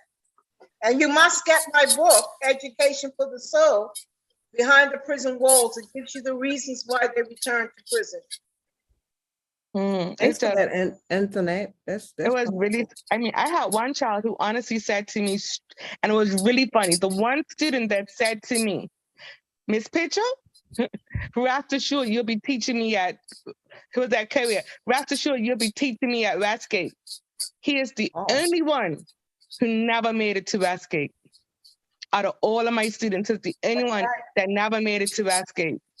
And I see him all the time walking around my neighborhood. Yeah, that's good. Wow. yeah, we have so many stories, and those are the stories that we must tell those that are in authority, because they don't understand it. I mean, just capturing one soul is a blessing. So I'm thankful to hear that. I'm excited to hear Yeah, that. me I too. captured these young men in my book, Education for the Soul Behind the Prison Walls. I remember walking into the prison, especially the prison farm in 1984. I heard the buzzers going off in the carpenter shop. I smelled the paint in the car place. Both of those places are closed. I just don't get it. They used to make kites. They make kites now, but you got to buy them for $50, $60. We used to take all the sticks in and make sure that the prisoners could make money off of them themselves. And we used to come out and give them to the students in the neighborhood. Yeah. They Mm. built Quick a comment. computer class for me, and that computer class is just sitting there at the farm. It has never been open since I left. Yes. Wow. That's terrible. I told Comment. you. Go ahead, Randall. Okay. One thing I want to say is, and I really do believe this, just looking at the neighborhood I came up, which is the same neighborhood that Neletha came up in. And I could tell you there would have been no starting of any gangs in my neighborhood. Why is that? Because the men in my neighborhood had a strong presence. I hate to say this, Amen. and I do believe that the women are letting men off the hook. A lot of the problems that I would say a high percentage of the problems that we're having with young men in our communities is because the older, more mature men are not doing their jobs. I Okay, agree. and all the work I have been doing out, all the work I have been doing out in the community, which is not a lot, it's some. I'm still a member of a group called the Family Forum, which is a spinoff from the Family Center. There's only 2 guys in the whole group, me and one other, okay, and the rest are women. You know, I was involved back in the 90s with the group that the Keynes boys put together called Above and Beyond Bermuda. That's when the gang thing was getting big. I was 1 of 3 men, and the rest were like maybe 15 women. Our men must become more involved in our communities and in our societies at a grassroots level. And I think, I'm not trying to put it on the women, but it's going to also be up to our women to push our men to take their rightful place in our society. Okay? That's all I have to say. Thanks. Amen. I have to thoroughly agree with that, because we as women, and I know I'm been guilty of it as well, because we're doing it on our end, we feel that we don't need a man or that we are equal. But there's a place that a man has in society, in the home, in the church, that we are too busy trying to reach the glass ceiling instead of letting them do what they're supposed to do and step up. And I mean, we can't force them to step up, but maybe if we step back a little sometimes, instead of like just washing our hands of them. Antoinette? I like that, Antoinette. Yeah. Antoinette, washing our hands because they ain't doing it how we want it done. Do you remember that saying? When a young man's shoelace is not tied, man, tie that shoelace and be a man. He's a little boy. Mm-hmm. Remember that? Thank you, honey. Thank you. Wow. Thanks for sharing, Vandal and everybody. That was some powerful stuff. Anybody else want to ask? Yes. I want to piggyback on what they're saying. Like, yes, the men are not playing the part. I say even the village is not playing the part. We came up with pokey, concerned neighbors. Now the children could be on the yard doing whatever. The neighbors are turning up the TV, or that's not my child, whatever. Back in the day, the neighbor come pull you by your ears, whoever, you know, and they curd. You know, you get the 3 children got married, we call them pokey, and they white like not mind their business, but they were handling the neighborhood business. Yeah. You know, you just for instance, now back then, if your mama or the neighbor worked 2, 3 jobs, she could come home, feed your children, go to work, and the neighbors would look after you, be home in the house. Now it's against the law for our people. I'll say it again, for our people. I work in the environment where I could tell you that they don't call the cops on that. I'm not being racist or prejudiced on those the gas workers that's him with our children home looking after themselves. It's us, okay? We are the weakest links. We are responsible for a lot of things that's going on. Like everybody saying, oh, he showed up the last incident. The girl got stabbed. One of the students got stabbed. Oh, these shouldn't have been carrying knives for the last 15 or so years and breaking. When I go out, girls and boys, because I interact. When I go out, I carry my blade. You know, they ain't shooting me and nobody ain't messing with me. And everybody's not been paying them mind. We thought it was something wrong with not having this and not having that. So what have we done? We've given our children every Christ thing that they didn't need. So they feel that they're obligated. Go out and work for what? Y'all buying me $300 sneakers. Y'all putting all this money in my pocket. You give me everything I want. I'm got a flat screen. I'm got a computer, a laptop. I'm got an iPhone. I'm got everything. But if I go out there and work, I'm not making that kind of money. So, hey, why should I work if I can't all that at hand? I ain't got mama goes to work. I can lay back, watch the flat screen, bring my girl by, I'll bring my boyfriend by.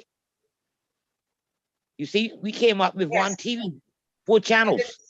And it's called the we sat to the table and we ate our meals. Ain't nobody talking about, you want a pizza? I don't like this, I don't like that. And they had the right to say they don't like that, they don't want that. So like she said, Aunt Neletha said, he got tired of he's a little boy. Well, how long are they going to be a little babies? The teaching starts from the time they open their eyes. Okay, we don't earn our children. We're only parents. Learn to our children to teach them the basic facts of life. So when they flap their wings, they can fly. We people tend to keep on holding on to our children until they're 16, 17. Think about what you want to be when you grow up. No. If you got a business or whatever, how would I say, whatever path you want them to take, you teach them from underneath eyes, because we are their idols. They are watching everything that we do. They idol us, out of all the adults around us. So what we're getting is what they saw. Yeah, you know, Pam, you would be excited to know that people say, "What are you doing in Jamaica? Who's running your school?" But my school is run by, I would give my grandson, Kawande Lathan, who had a very serious accident. It's run by him, and I think he's in charge of his father, who also. That's my baby. That's my, both my babies. Also runs. I want to take this quick moment. I see and I'm going to try, but I have tears in my eyes. I see my very first student, 1984. On here, and she doesn't mind me. She gave a beautiful testimony, and that's Robin Toda, my very first student.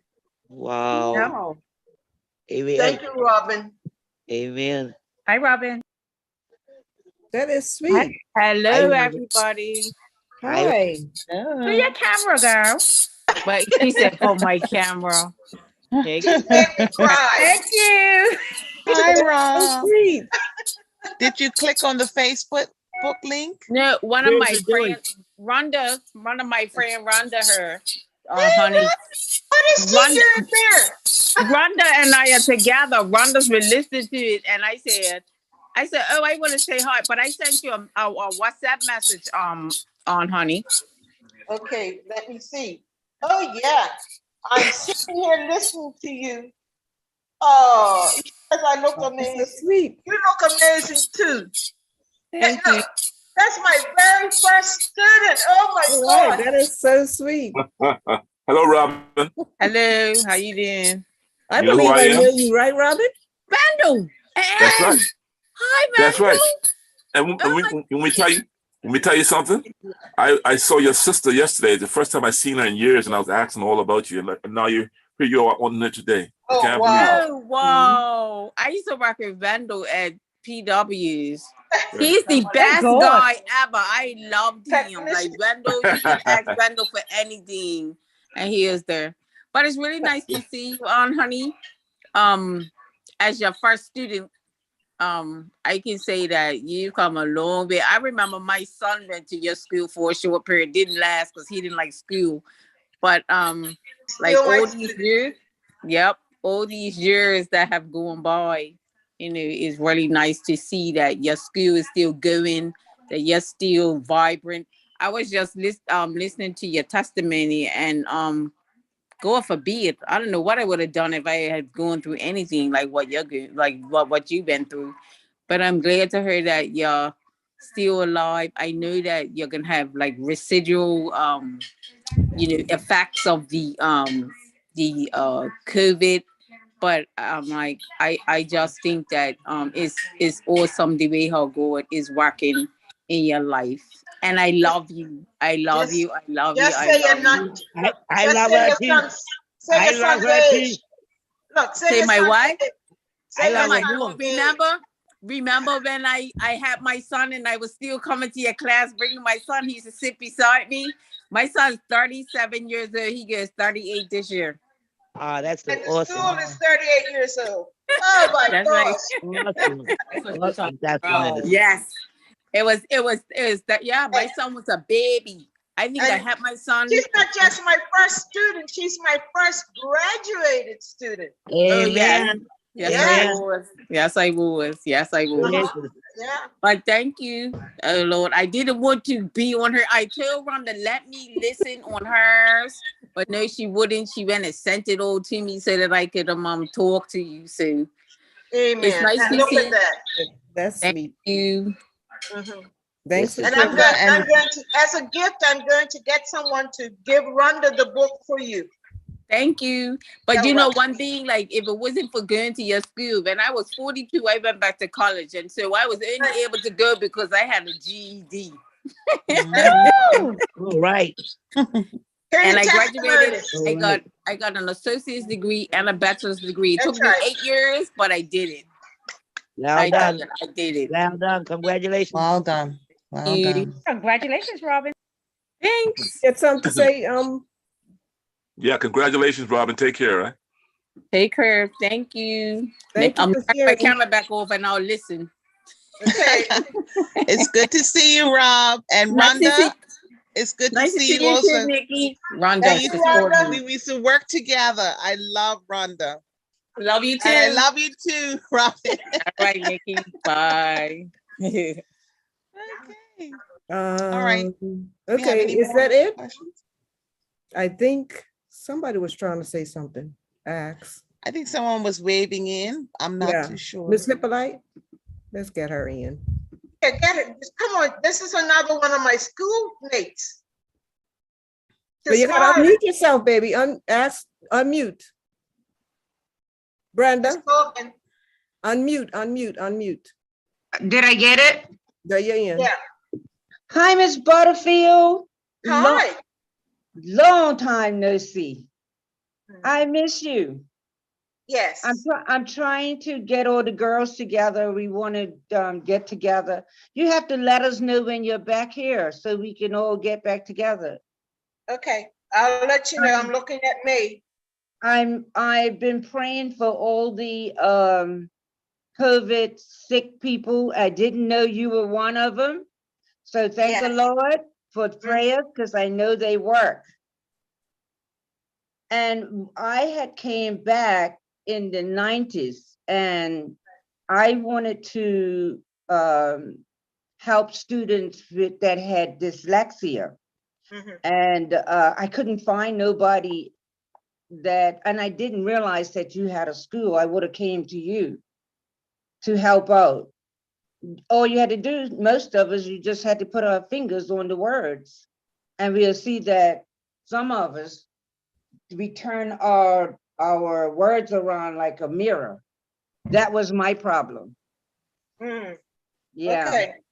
So I with my business, I have a young lady, couple of young ladies that went on to college and went on to do better things. Their mother really listened and I told them where to go to get, because we couldn't do anything here. So I told them what school I went to get studied to find out what was wrong in Atlanta. And they did pretty good, There, a couple of them went to China as English students to teach English. Couple of them, another one just told me she's in Atlanta doing elder care, and one went to Canada. So I'm just so thankful that I did help a little. No, that's not a little. You helped. That's You're talking to an big time. educator, so you're putting on those extra words. Just you helped. Oh, wonderful. Who's waving? Hi, honey. It's Who's that? Alicia. Alicia? It's Alicia. Yes. Hi, I'm Renee. Alicia. Hi. So I'm just so glad to see you. Thank you. I'll Yeah. come to see you. I'll come to see you. You know where I stay, still on Happy Valley, Curvin Avenue. Junction All right, of yeah. Happy Valley, Curvin Avenue. You're like Yeah. me. The charming prince hasn't come yet.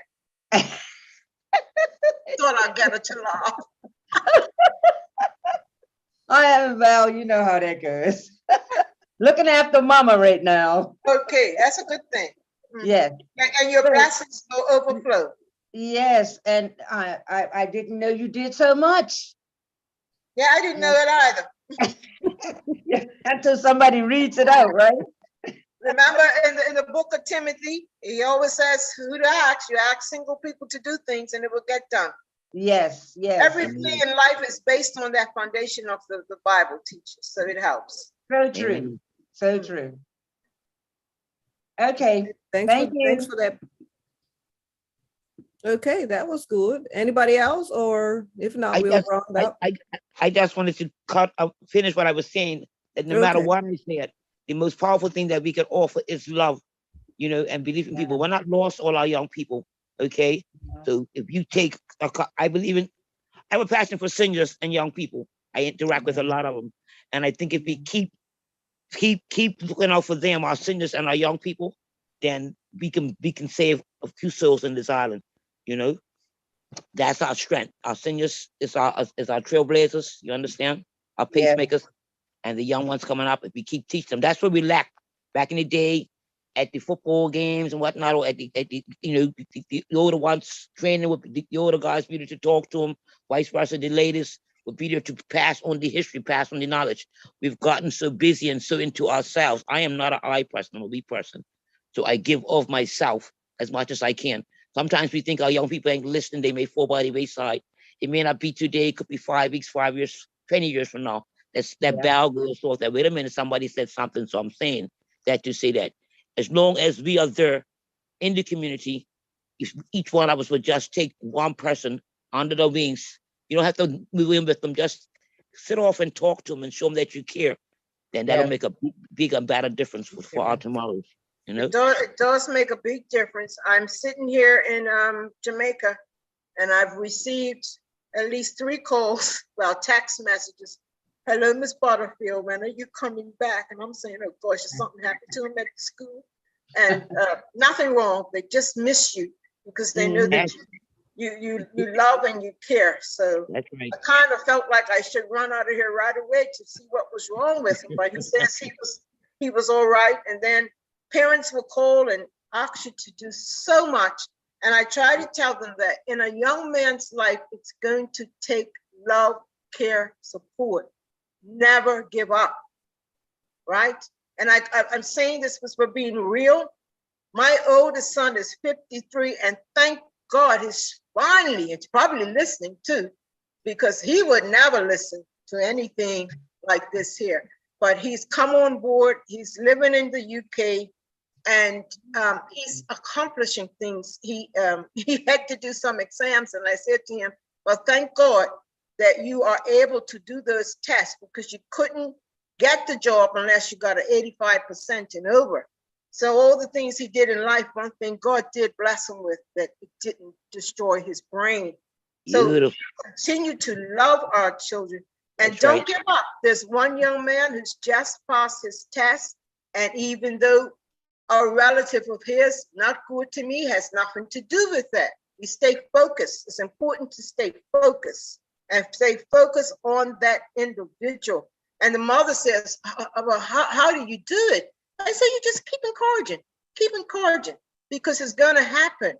And he failed his math 2 or 3 times, and finally he passed. Who's thankful now? The parent. Because you didn't give up, and you share that advice with them. Doesn't matter how long it takes. And just like Antoinette was talking about those in the prison, yes, they have committed crimes. Yes, they are going to come out one day, but they must come out with some skills. I don't want to hear of no fixed abode. It's got to be somewhere somebody can live in Bermuda, right? If we didn't have some of the things go wrong, there'll be no lawyers, there'll be no doctors, there'll be no police officers and things are happening that keep you in a job. Yes. But you're the one in the job that must make it better for that person. I mean, today people don't even know they're politicians. I sit here every night, 6:30, a show comes on and it's quizzes of all the schools against each other. They'll show a picture and right away, within 2 seconds, they've answered. What's the sum of this? They're being educated, right? And it's displayed on TV. These are the type of things that we could do because children like to compete.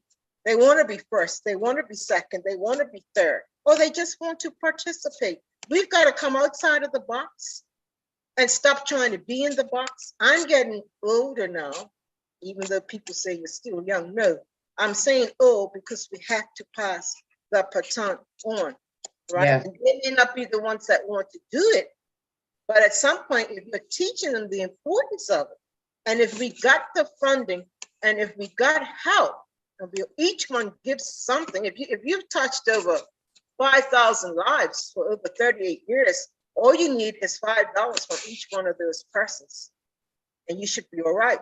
But we just, I don't like to beg. The only way I get away from begging is I think of the woman at the well, put in what she can, and I said, okay, I understand that.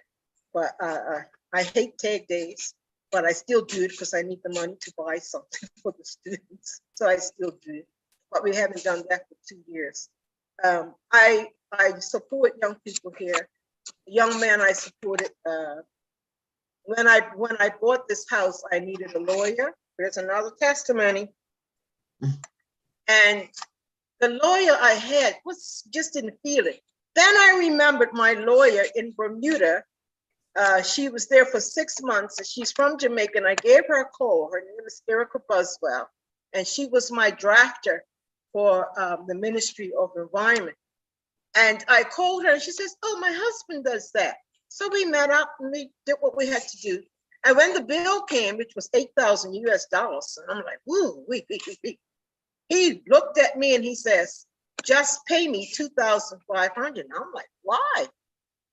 He says, that young man that you supported every year for all those years is my nephew. I broke down and cried. Yes, yes. His nephew now is in Japan teaching English, even though, even though he's a radiologist. But see, the diaspora is wide, and I'm not where I am today because of me. I had some people that pushed me along the way. I told Ronette the story about Lois Brown Evans. And I say that because I was listening to the Senate, and the new senator says, Madam President, don't let this be my maiden speech. And I said, what? If you open your mouth in Parliament for the very first time, it's called a maiden speech. But she asked the president not to make it her maiden speech. I'm saying, oh gosh, no one's told her that. And I can recall Dame Jennifer Smith not speaking for months in the Senate. And then when I went to the House of Parliament, I'm all showing off because I beat, what's her name? Ann Cartwright and Jerome Deal. I'm happy. I walk in and they said, oh, you're sitting right here. And I said, no way, I'm not sitting on the same side of the UBP. I just want a seat. I heard this voice. Bring her over here. Dame Lois Brown Evans. She used to sit between me and Eugene Cox. Wasn't that an honor? Mm-hmm. And she turned around and she says to me, you're not to get up until I tell you to get up. A month went past. Get up. I'm mad because I want to say what I'm going to say for the community. 2 months went past. Couldn't say nothing. 3 months went past and I heard this bang. This person turned around and banged on my desk. It's your turn. You're next. Get up. I said, huh? I don't have don't have this. What am I going to say? I didn't panic, because she told me, you can't talk till I tell you so. These are your mentors. Do you know what the topic was that I had to get up and speak on? Education. Had no problem. You see, mentorship is so important. You train them. The Bible says, even to train up a child, not going to depart from it. If you taught them how to do this and how to do that, they're always going to say, I remember my mama putting a little bit of cinnamon in the cream of wheat. Or I remember this, all those things. So each one just have to keep going at it. Really. Awesome. Yes. Speak when it's your turn and make sure you don't hear anybody now, but I don't listen that much because I even forget when Fridays come. See how the Lord works out things. Yes. You earned it. Thank you. You earned it. Yes. Certainly did. Certainly did. Awesome. Well, I want to thank everybody. If anybody's got any more questions, if not, we'll round up. And honey, you did an excellent job, as we knew. That's my girl. So if anybody else has got anything, if not, I want to thank you for coming tonight, this evening. I so appreciate it, and I will be in touch. Remember her website, Sally, right, is on Butterfly Connections, or you could just tap into it online and you'll be able to see everything about her books. Her books will direct you straight to where you could purchase them online, and they are awesome. I have all her books. I plan on getting this, besides this 8th one, so I'm going to get the 8th one. Did you want me to read them out? Yes, read the books out. Which ones The are first book is this first book is Speeches for the Soul, and that is a collection of some of the speeches that I did. One of the best ones in there is Am I My Brother's Keeper? My grandsons are 30 and 26 this year. And when I wrote that, God, they were still in the 20s, yeah. And I sent it to them and they called back and said, gee, Nana, did that happen yesterday? I said, no. So what was in that speech was what was happening back then, still happening today. So that's the Speeches of the Soul, one of the best, that's one of my biggest sellers, Speeches for the Soul. The next one was Workshops for the Soul, because I had to do a lot of workshops on single parenting, how to use computers. So just to give you an idea on the Workshops for the Soul. My political beginnings, how I got into politics, those that mentored me as well. And the Soul of a Community Leader talks about all of the ministries that I had and what I did in those ministries. Like today, I'm talking to someone in the UK who's all excited because their brother is trying to do something in Bermuda with Cisco Academy. And I said to him, he says to me, oh, you need to call him. I said, me? He needs to call me because Cisco Academy derived from the hills of Jamaica, Stony Hill. And if you know of Cisco Academy, at the Bermuda College, it was brought in by the Minister of Social Rehabilitation and Culture, that was me back then, that brought that to Bermuda. Bermuda's not going to tell you any accomplishments of what people have done. They have all kinds of people that are fellows in the community. We forget people like Dr. Muriel Wade Smith, who's made a wonderful contribution to our country. As a matter of fact, it was her where I got started to open up care. So that's there. You saw the 17 Trailblazers. To name off Merle Brock-Swan Williams, you know her son just passed away. And people like him, he walked in, he didn't buy one book, he bought 5. And I used to say to him, why is he buying so many books? And Reagan would say to me, look, I've got to get it out there. I've got to let people know my mother's in here. And then we have Study Skills for the Soul. And I don't, if she's still there, Reverend Ruby Smith, that's a book that I wrote on her husband, Bishop Smith. We forget people, and we can't forget the work. He was a soldier. He was something. When things were happening in Bermuda, he would be out the front with all the other ministers. We can't even get a minister to come and try to pray with us. and help us to move to where we have to go with our young people. People like they're afraid to do something. I don't get it. But that's study skill books to help young people to know who this great giant awful pastor was in the New Testament Church of God. Excellent person. And his wife, Reverend Ruby Smith, we need to hold her up in the highest esteem, because we don't even know what shoes she had to walk in when he did all of those things, not just here in Bermuda, but also, I'm talking like I'm back home, but also in the United States.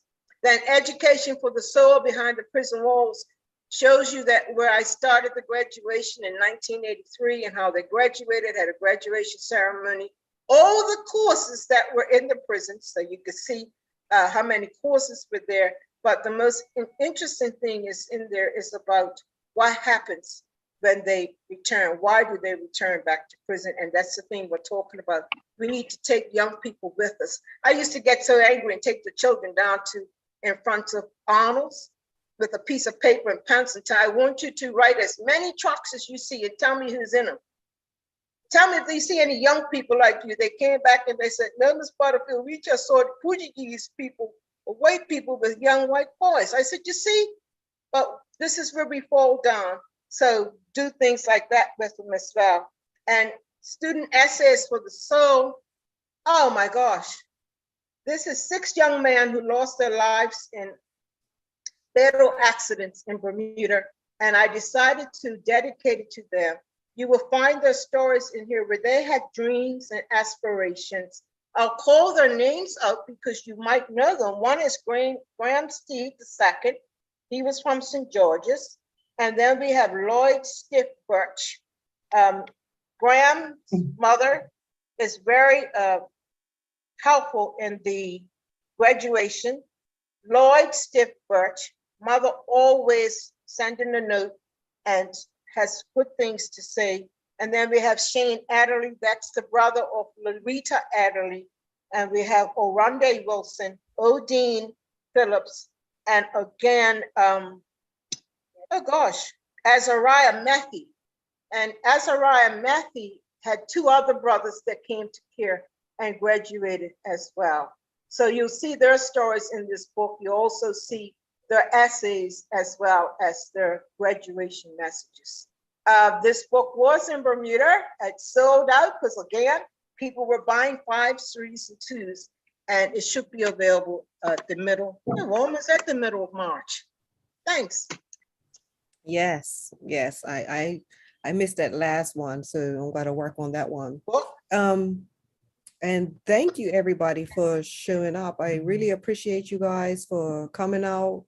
We are Butterfly Connections, and we're happy to have the Dr. Honorable Neletha Butterfield with us today, who's right now in Jamaica. That's her second home. She did get her Jamaican citizenship, so she has dual citizenship. So I want to thank everybody for showing up tonight. I appreciate it. And we were live on YouTube, so if you want, you could probably be able to see that also later, a little later. And thank you all for coming, and we'll just close out right now. Have a great one and be safe, everybody. Much love always. Thank you, Neletha. Thank you ever so much for having me on board. I'm so glad I was part of it today. Yes. Thanks for coming. Good evening, everybody. Good night. Good night. Okay. See you later.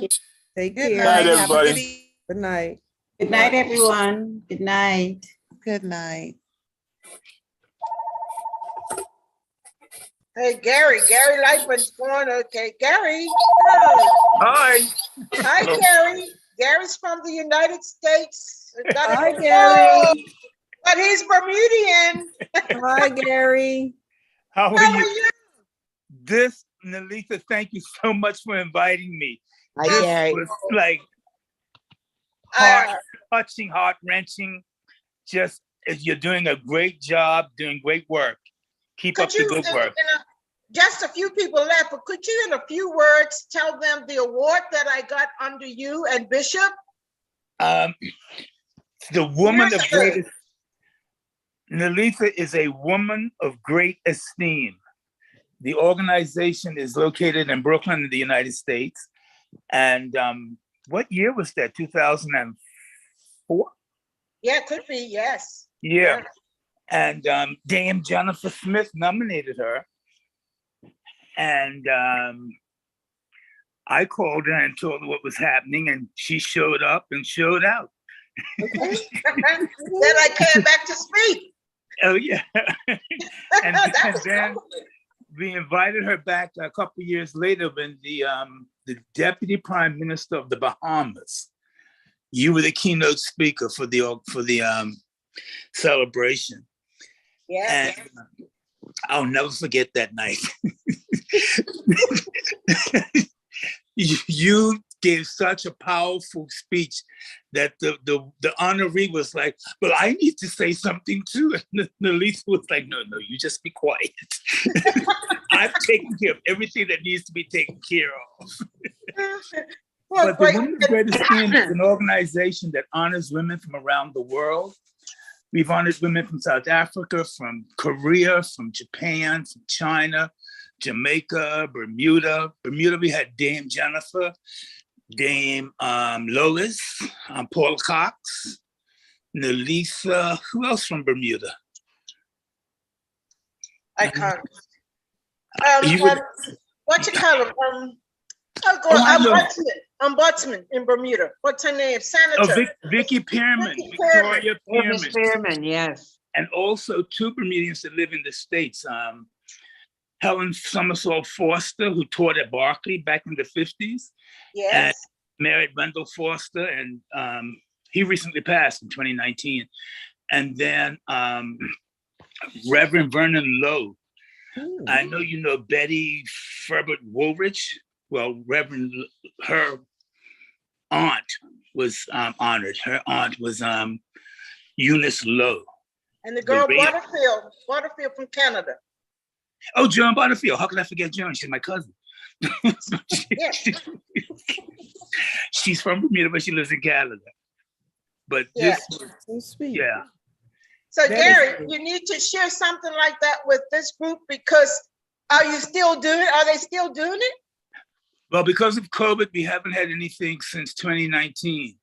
That's what's happened, and it wasn't something that could translate to Zoom. No. So, but Una Clark, I don't know if you heard of Una Clark. Una Clark is the mother of Congresswoman Yvette Clark. Yeah, Jamaican heritage. Yes, definitely.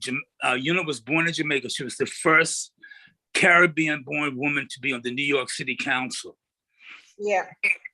So she is doing something by Zoom.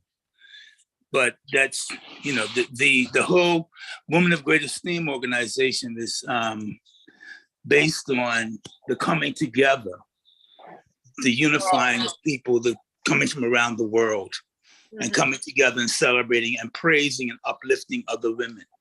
Awesome. Beautiful. And it was my pleasure to be associated and affiliated with that organization as the chairman for many years. Yeah. That sounds like good food for the soul. That's what I haven't for a while now. I haven't heard of too many groups that are still continuing to try to recognize people and come together and join something that's on the positive side to try to get everybody in one thinking forward and oneness. It's missing something. Things are missing. Yeah. So it's going to take some time to, that's what I'm trying to do. I'm trying to work to get everybody to be oneness. This oneness thing is so important. I agree. It's very important. And also it's important not to give up. Yeah, definitely. Please continue to do what you're doing. I mean, I saw it was 23 people on here today. That's an incredible coming together. Yeah, that was 28 I saw, but that's awesome. But when you talk about don't give up the fight, I went to a PNP movement conference 2019, I think 2018. And when I arrived there, let me tell you what the protocol is like. When I arrived there, they said, "Oh, minister, we're expecting you." They still call you minister here in Jamaica, whether you're coming off the plane or not. I'm escorted off of the plane because Portia Simpson put that in place. And so I don't arrive in Jamaica unless somebody at the airport comes to the door and meets me. Right. And if there are Bermudians on the flight, sometimes I tell them join me, so they go back home and tell everybody what service they got. So I drove all the way to Kingston, and when I arrived there, Beverly Manley, she is the wife of the former prime minister. He is Michael Manley was sitting in the back, and I had to sit up in front. And I said, Beverly, we don't say Beverly. I said, Comrade. She doing back there. She Comrade says, Manley. Yeah. She says, Mon, me boycotting. I said, boycott. What happened? She says, no women on the executive. Oh, right? no. So I just sat there, enjoyed the conference, and then they called me up, and I wasn't to speak. Colonel Butch was supposed to speak, but they never called him. That's another story. And when I went up, I just went, don't give up the fight. Yeah, so I spoke on that, what you just said. You never give up the fight. And that's what my little speech was about. And by the time I turned around, I saw all the former members of parliament that I knew under Dame Jennifer and under Lois Brown Adams. They were there. So they whisked me off to TV. And then I'm on television talking about the women and the professional women in Bermuda and all kinds of things, So when you say don't give up the fight, look what happened there. Went up and they played the song while I was leaving the stage. Someone said early on about how the kids are watching. Well, we're of an age where the kids are 30 and 40. They're watching. They are watching. And by you not giving up, you are helping to continue your message, and they will come and take it and run with it. So that's the importance of not giving up. Okay. Real talk. Yes, Gary. Yes, that is. Thanks for that one. Absolutely. What it's saying is that, like, we tend to think, oh, you're 16, 18, 21, now you're on your own. But a lot of our children still need us at 34, 50, 60 even. And they're watching. They're watching. Yes, bet the boots are watching. And that's where you win, when they're watching and you're able, as someone said earlier, pass the baton. That was you, Neletha. Yes. Yes, that's right. Pass the baton. Yeah. Petty Ann Lee, is she one of yours? You have a Petty Ann Lee. I remember bringing some peanuts to a Petty Ann Lee, but it may not be the same one. Let's see if she'll say anything. I don't know. She is, I just met her. She's sweet. I love her. She's got a lot of energy. And yes, and she said she says it's the same one. You want me bring her the peanuts from Jamaica. I'll bring you some, Petty.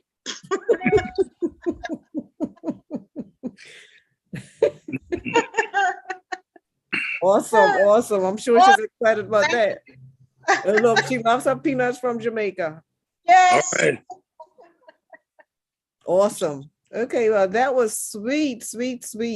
And thanks for sharing that, Gary, Mr. Gary. No problem.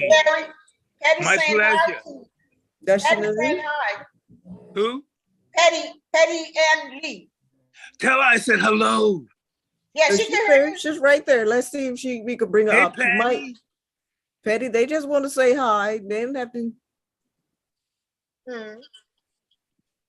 Don't be shy. You're not the shy type. Not the Petty, I remember. She's just taxing. Okay. But she's not the shy type. Well, that's sweet. She says, yes, she is shy. That's funny.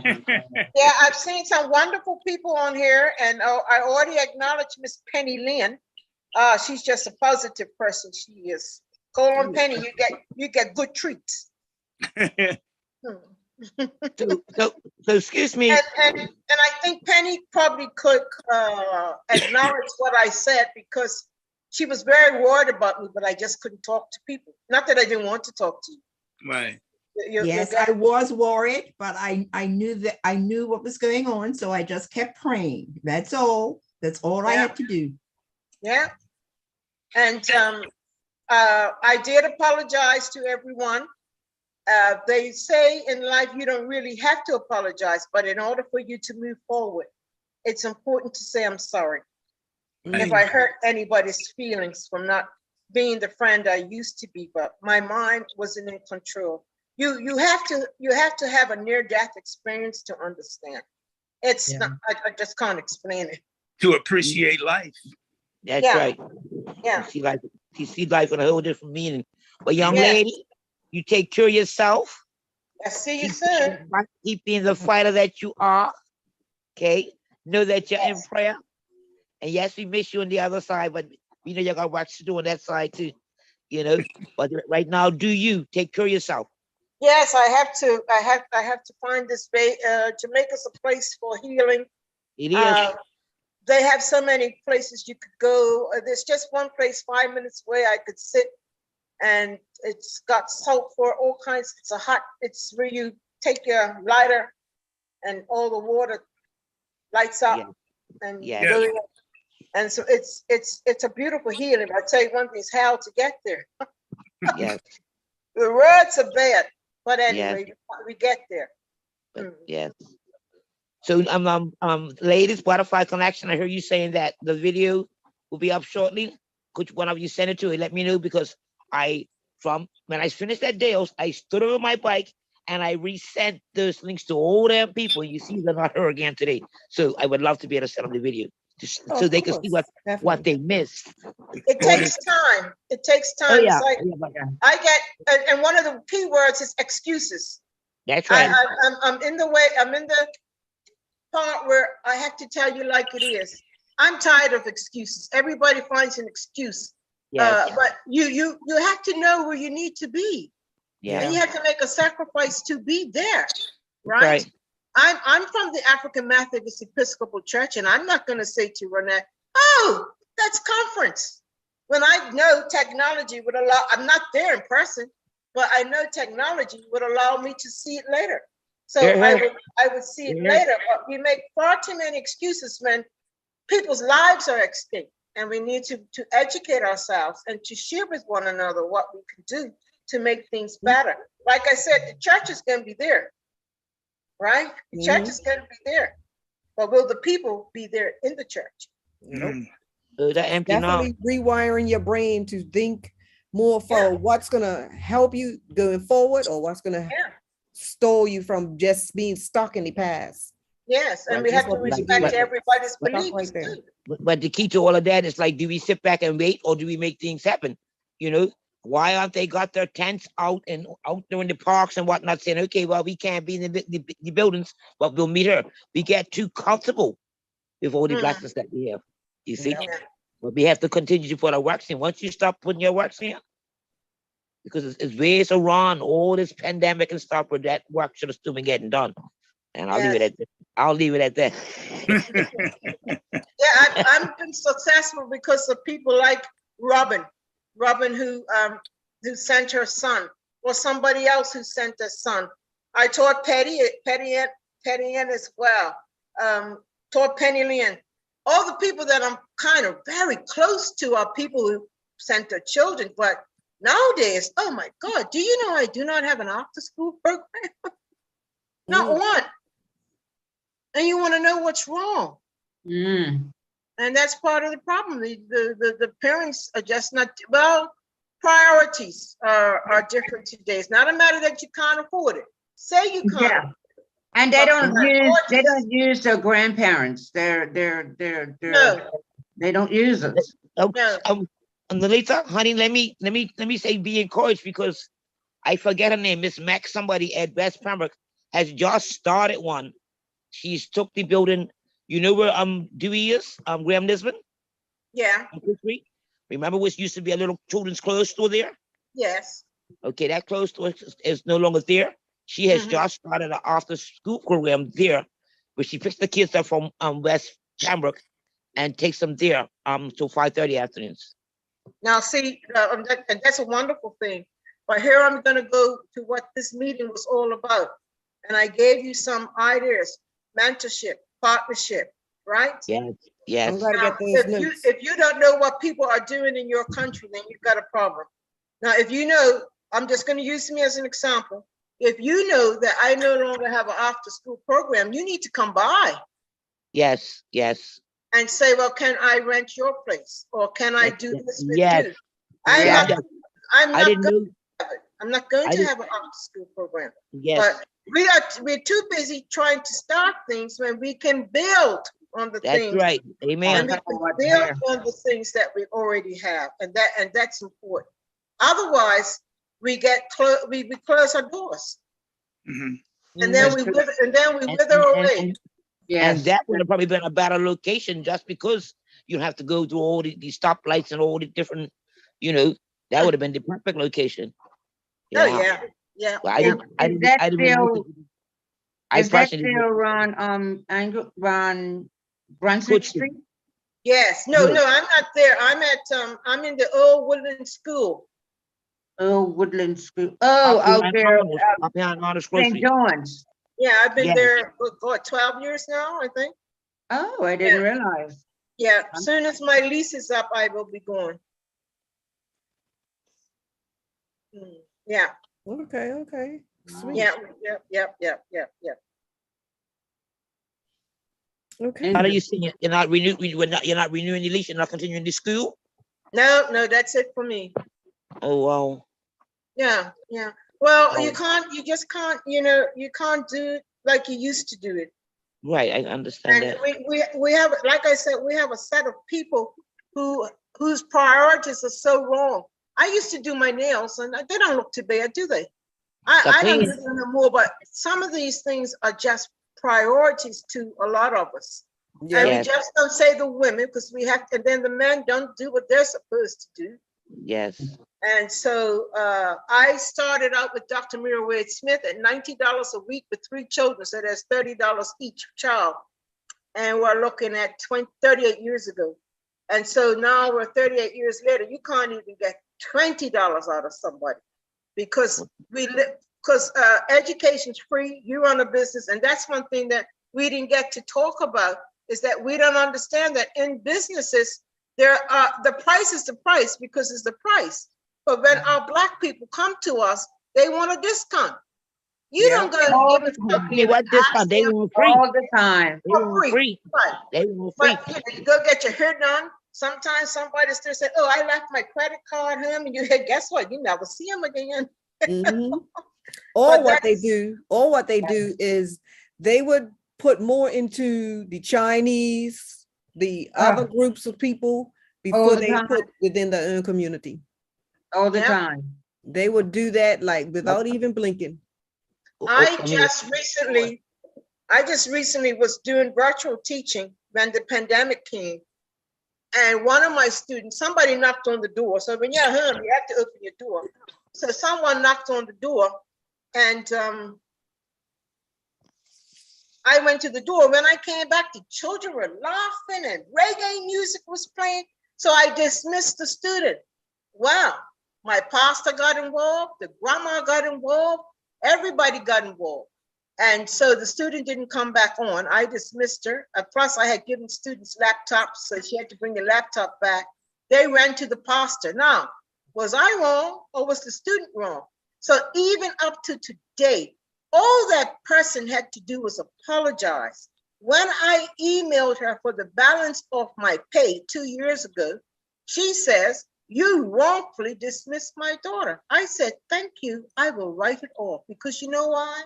I need to be blessed. I need to move forward. I don't need no negativity from anybody. Keep your money. No toxic. Yeah, and tell you, and I know for sure that when you go through life and you have not done what you're supposed to do and pay me back, well, I serve a God that will try to kind of remind What you do, you take their full name and turn them over to God. Amen. The full name. First and last name, God. I'm turning sins over to your hands. You forgive them, you forgive yourself, and you turn them over to God. And you move on. And God lets you live to see, no, not a revenge thing. Oh, wait a minute.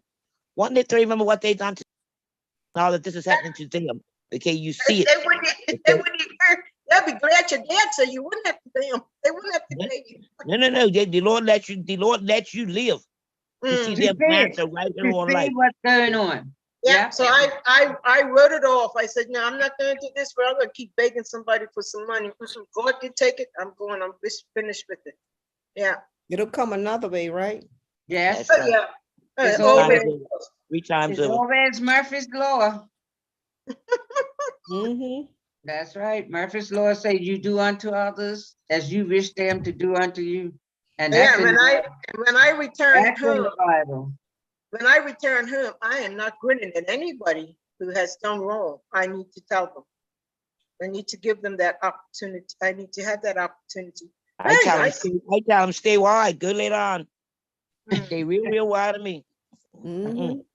Put myself around positive people because Yeah. they enhance my growth, and I stay real wide on negative people because they stifle my growth. You have to learn that. You really Yeah. do.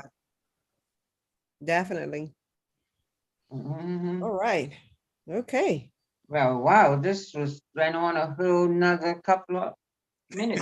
Look, I still have time to go down the road and listen to some This is Well, music. like not we're every all time, hanging not out every- outside, right? We're not all every time. outside in the Yeah, outside neighborhood. it's dark down here, honey. We're all in the Oh, neighborhood just so chilling. yeah, they have some relaxing.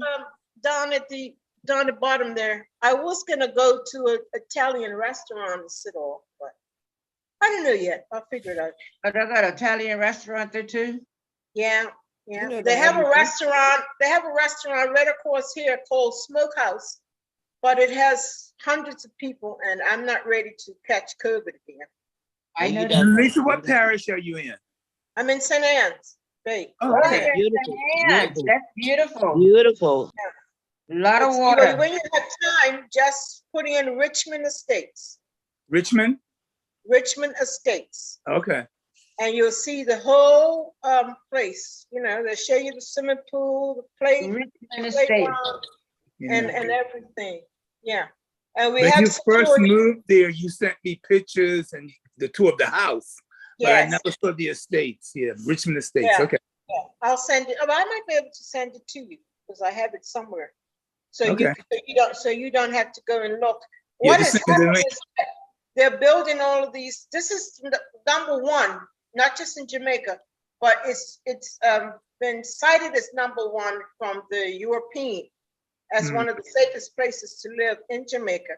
But there are lots more, but this is the most beautiful one. The gentleman his last name is Issa, and he Issa? was the manager. Oh, of I know the Issa Sandals. family. Yeah, Sandals. Yeah. Yeah. So what did he do? He put how he would treat it as a hotel into it, and he came up with all of this here. And Okay. so most of the people who are majority that are not here are young people who have invested. Like the place next door is mostly Airbnb. So they have invested. So when they're retired, most of their houses would have been paid for. But then a lot of returnees Yes. coming from Canada, US, and UK, England. simply because if they return home to where they live, they will be murdered within a week or two. I know. That's the unfortunate part about it. Yeah. Don't let them know you're a returning resident and your house is all locked up. But when you return, the people will come shoot you or whatever, steal your car, do all kinds of things. So this is the way to go in Jamaica now, is to be in these gated areas. Yeah. And I always said, if anything happens to me, they can give me my money back because I didn't buy this based on just buying. I bought it because of security. Right, right. Okay. Yeah, and I mean it's easy. I mean, if they wash my car, it's 1,000 Jamaican dollars. So that's like $8 in Bermuda, it's $7, isn't it? Yes, serious? I can't give that guy $1,000. Of course, I give him $2.5. It's like $20 to me to wash my car. I have a landscaper. He's good. He says, "You're going back home?" I said, "Yes." He says, "Well, can I have your number?" I'm like, "Okay." But he comes check for me. Another young boy, he came. He says, "Miss Butterfield, I didn't see you. You left in the ambulance and I was scared. I'm so glad you're better. So they some good people. Then you have to watch out. Another guy came up to you. You can't come on the people's premises. They had to sing out to you. Right. This guy sang out to me. That's why my door's closed. He sang out to me and he came up. I should have reported him for coming up, and he wanted bus fare or something like that. Somebody left him a night. I have to think, because if I tell him, wait a minute, I'm going to get it, he could be right behind me. Right, right. But he wouldn't have got away with it because he would have been on camera. But still, right now, you can't take those chances. Right, right. Because he could have followed me inside, knocked me dead, and took my purse. Yeah. Wow. But they tried all kinds of things. Mm. Yeah. Okay, this has been very, very interesting. Yes. Thank you so much. Thank you. I feel fulfilled. Yes. Sometimes a meal does not come in the form of food. Yeah. We just had good food for thought. Yeah, Good. definitely. Powerful, very powerful. And everybody's been so positive. I mean, the vibe has been so great. The energy's been high. So I totally love it. Yes. Really sweet. Absolutely phenomenal. Mhm. Absolutely.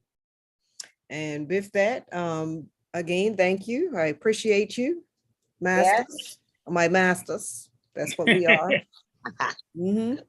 So take Okay. care, everybody, and be safe out there. Much Yeah. love, always. Yeah. Love you all. Love you. All right. Yes, right. thanks for coming. I Bye-bye. appreciate you guys. Take care. Bye-bye. Did you want Renee and I on, stay on? Sure. Okay. Gary, I'll stay in touch, bye. You better. Love you.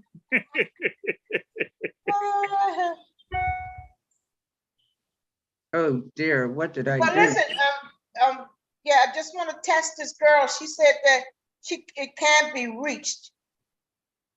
But all she has to do is The only press- thing that I want to do is to make sure that the YouTube is ended. So Okay. come back in, let's close out and come back in so that the YouTube could end. All right. Because we're Thank live you. on YouTube. Okay. All right. Bye-bye.